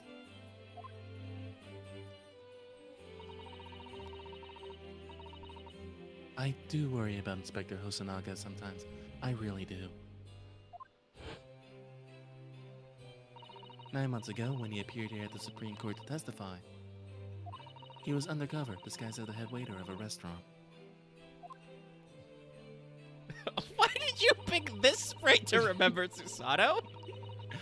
And then on the steamship to Great Britain, of course, disguised as a sailor to keep us safe on the journey. Though that didn't help you, did it, Kazuma-sama? Drama! We gotta remind everybody, because there would have been a time gap between these games coming out. From my perspective, I have to admit that I have mixed feelings about all this. I mean, now that the truth has been lost forever. Do you mean? I'm talking about the murder that the Englishwoman committed at the end of last year. Yep. Ah, yes, it was an English doctor she killed, as I understand it. Dr. John H. Wilson, yes, the man I invited to Japan personally. Every time he comes up, you say that. The mystery is, why did she kill him? And now that the culprit herself is dead, we'll probably never know the answer.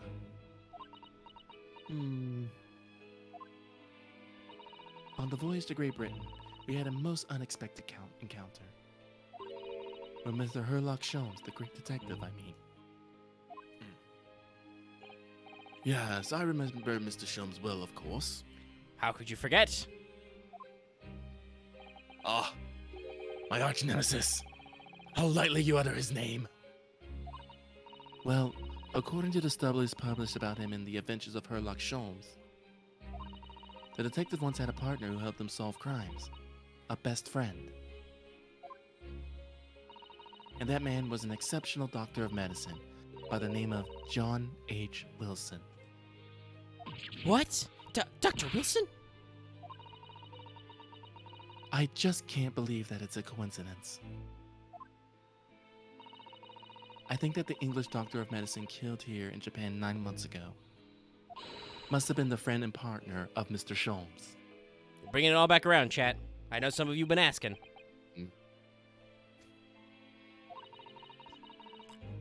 And if that's really true, then the poor girl won't ever see her beloved father again. Susato-san, you got to help me. I invented a new device. I'm stuck in the sepia zone. No, don't go! I'm trapped in the shadow realm, Susato. Susie. As you know, Always a great way to start a line of dialogue. I traveled to Great Britain once myself to study. It was around the time you were born. So, 16. As you know, means it's time for exposition. Yeah. Yes, grandmother told me about it. Yo, dog, where's your grandmother's sprite? On returning to Japan, I took up my professorship at the Imperial Yumei University. But I also served another role as an advisor to the government on diplomatic affairs. Yes, I was aware of that as well. In that case, I'm sure you would understand that there are some confidential matters I cannot divulge to you. Well, now I'm curious that you have fucking secrets. Could you just tell me one thing? Why did you summon me back to Japan? Whoa. Whoa. It's been 2 months now since I returned.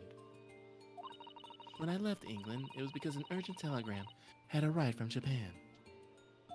It said that you collapsed with a high fever, and you were growing weaker by the day. Oh, was this all just a shim-sham? What? Where did that news come from?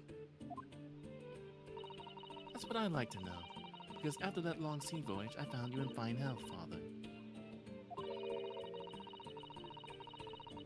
Was there something in Great Britain that you perceived might inconvenience me in some way, or harm me? I like the way she phrases that. That's really the only explanation I can think of.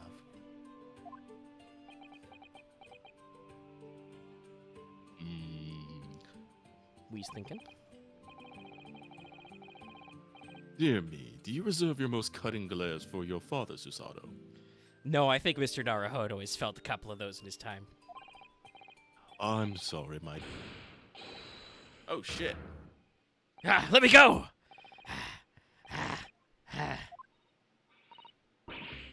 Minimimo-san! So, one throw wasn't enough for you. She's ready to fight him. I've got one last thing to say before they take me away. Professor! Me? I know the truth. I know you had a hand when one went on. In that visiting student's fate. Visiting student? Giselle's Brett, you mean? No, not her. The student of law who left Great Britain 8 months ago. What? Student of law? He must mean... Kazuma-sama! What are you talking about? What does any of this have to do with Kazuma-sama? Nobody here in Japan knows anything about it. They don't know that guy never made it to England, that he died on a steamship. And that he'll never... Ah! Whoa! Whoa!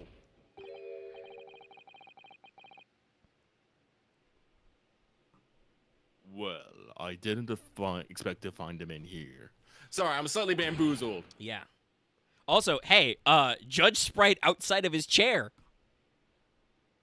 This is rare. Bamboozling. What were you officers playing at? Terribly sorry, Your Excellency.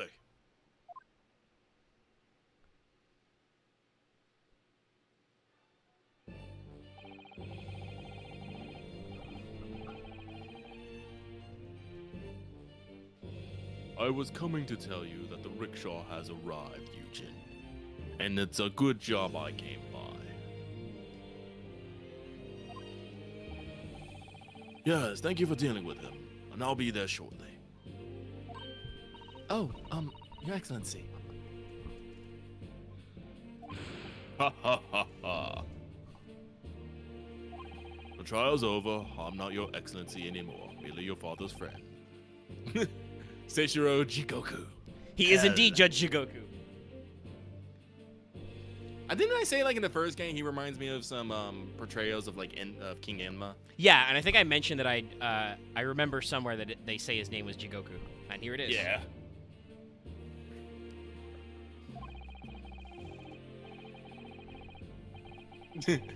And may I say that since I saw you last, you seem to have taken on a more dashing appearance. Susato. Whoa, no honorific. Well, he's Dad's friend, so. Rasp. Did you know all along, from the start of the trial? Ha ha ha ha. A judge sees everything, Susato.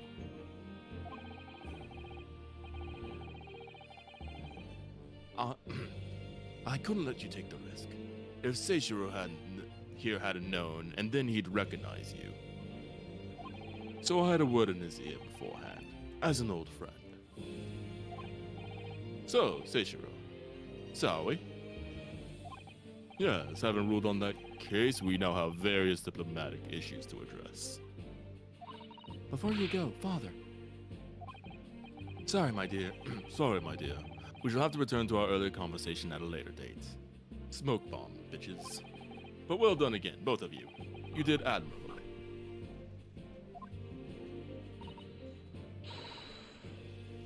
Oh, thank you very much.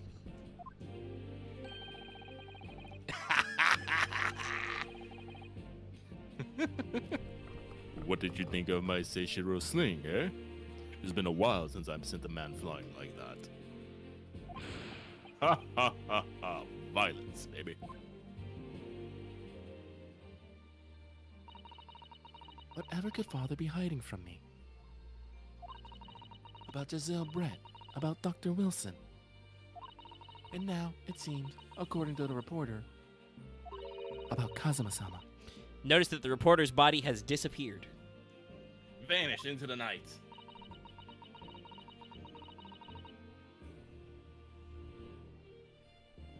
I'm going to have to bring this up with Father sometime. When no one else is around. It clearly means she's gonna beat up her father.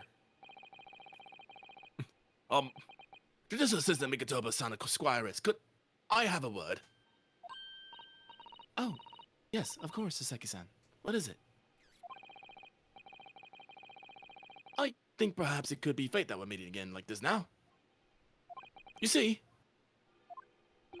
there's something I need to tell you. Oh? I believe that it may be related to the reason why your father summoned you back here from England. This I have to hear. Please, Saseki-san, tell me at once. I will.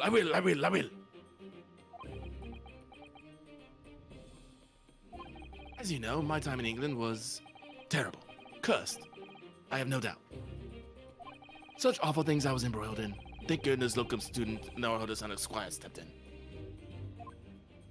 After he secured my freedom, I couldn't wait to get on a ship back here to my homeland. Having arrived in Japan, I submitted a report about my experiences to the Ministry of Foreign Affairs. The next thing I knew, I had a visitor. It was your father, Professor Mikatoba. He wanted to ask me all sorts of things about my report. My father? He seemed to be especially taken with a particular part of the report. Oh-ho. Anyway, he left eventually, having thoroughly quizzed me. But it was the very next day that he sent a telegram to you asking you to return to Japan. Yes, that would make sense, because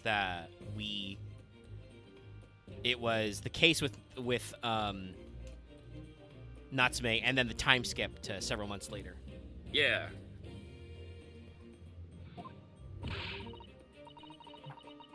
What was it then? The particular part my father was interested in? I don't really know exactly. But do you remember them? Those two terrible cases I was caught up in? I remember one of them. Yeah. Of course, I can never forget. Your father seemed to concern himself with the second case. Oh, yes, the one we know nothing about. Ah, yes, the obvious lead-in to the flashback. The second one, you mean? Oh. Well, that explains why we never referenced it before now. The one Mr. Shums forbade any of us to talk about in public. Checking for Shums. You never know. One of those portraits on the wall? Shums. Hello! I painted myself to look like this wall! I expect Shelms to just show up, like, doing some ninjutsu or something. They did give him that optional kitsune costume. Very sadly, by the way, though, while there is the cool steampunk one they did for Susato, they do not make her Ryotaro costume a costume in this version. It's a little sad. Which is why the only case involving you that any member of the public is aware of is the first. Well, I don't care. I don't have to listen to what that dastardly detective says. Anyway, the point is, it seems that the case somehow holds the key to all these curious unanswered questions. That horrific, hideous, heinous case. The case of the haunted lodgings. The one where you were literally being gaslit? Am I being gaslit right now? Am I being gatekeeped? Am I being girl bossed? Gaslit, gatekeep, girl boss. That's a lot of G's. That case somehow caused my father to summon me urgently back to Japan. I thought that whole business was over, but it seems I was wrong. Perhaps that was only the start. Perhaps the story is not yet told. Laying it on a little thick, guys.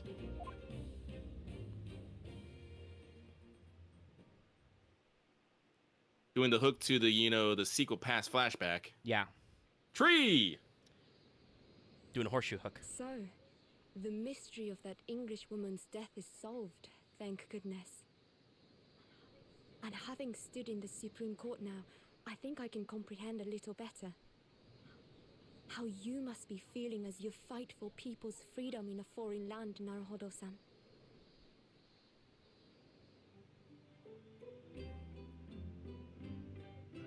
But actually, I'm writing to you today because of another matter.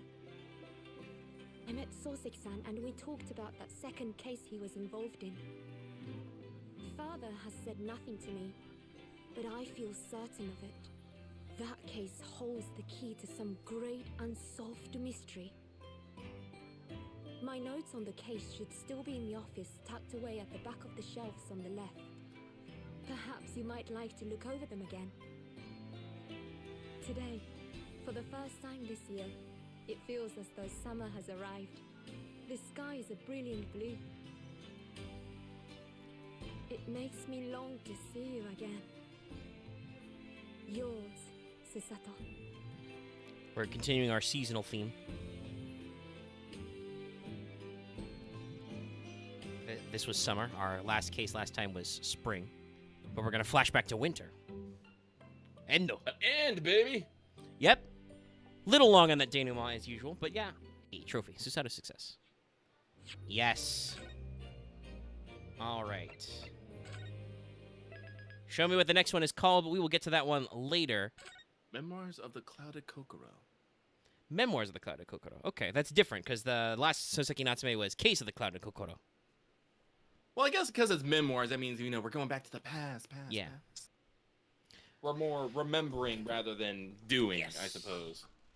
But, Oakley Dokley, that is going to bring it to an end today. We hope you've enjoyed those two parts. If you missed the first one, go back and slam-a-jam the first part of this case. We will be taking a short break because these cases can get quite windy. And as I said, I have never actually seen somebody play through all of Case 2-2. So, yes, it immediately gets a little twisty-turny again. So we'll be happy to get into that at a later date. But as we brought up, we do want to do Plague's Tale. Requiem is the sequel, right? Or Yes. is that the first? Yeah, Requiem's the new one. Yeah, the first one was Innocence. This one's Requiem. That'll be coming out next week, so that's on a Tuesday, so we'll probably do some kind of fun one-shot on Monday. Shake it all out together. This will obviously stay in the playlist, though, if you want to catch all of that action. Love those playlists. Or, as I said before, it's been a long time. If you want to go back and watch the Soseki Natsume case, or any of our other previous cases, such as Case 1-1, where we actually met Mr. Zale Brett, go back and check out the playlist. You can catch up on our adventures. Make sure you're caught up. And so we will be back to you next week. Tomorrow, we should be back for more Fail Portrayal. I have to remember what the heck it is, but we'll be there. And as usual, on Wednesday, we should be back for more Final Fantasy XIV. If you didn't already, make sure to catch Let's Talk FGO. We live streamed that one, and we had a little bit of What's Up type talk at the end. So that one is in possibly a different area at our channel. So go ahead and check all that one out. Go ahead and see that. Otherwise, don't forget to do your old likes, comments, and subscribes. Tell your friends. Consider joining our channel membership so you can drop the sweet doots when the doot is called for, when the jams happen. And also consider supporting us on Patreon as well, you know, for cool times. With that, we're going to get on out of here. We'll see you guys next week for something. Good night, everybody.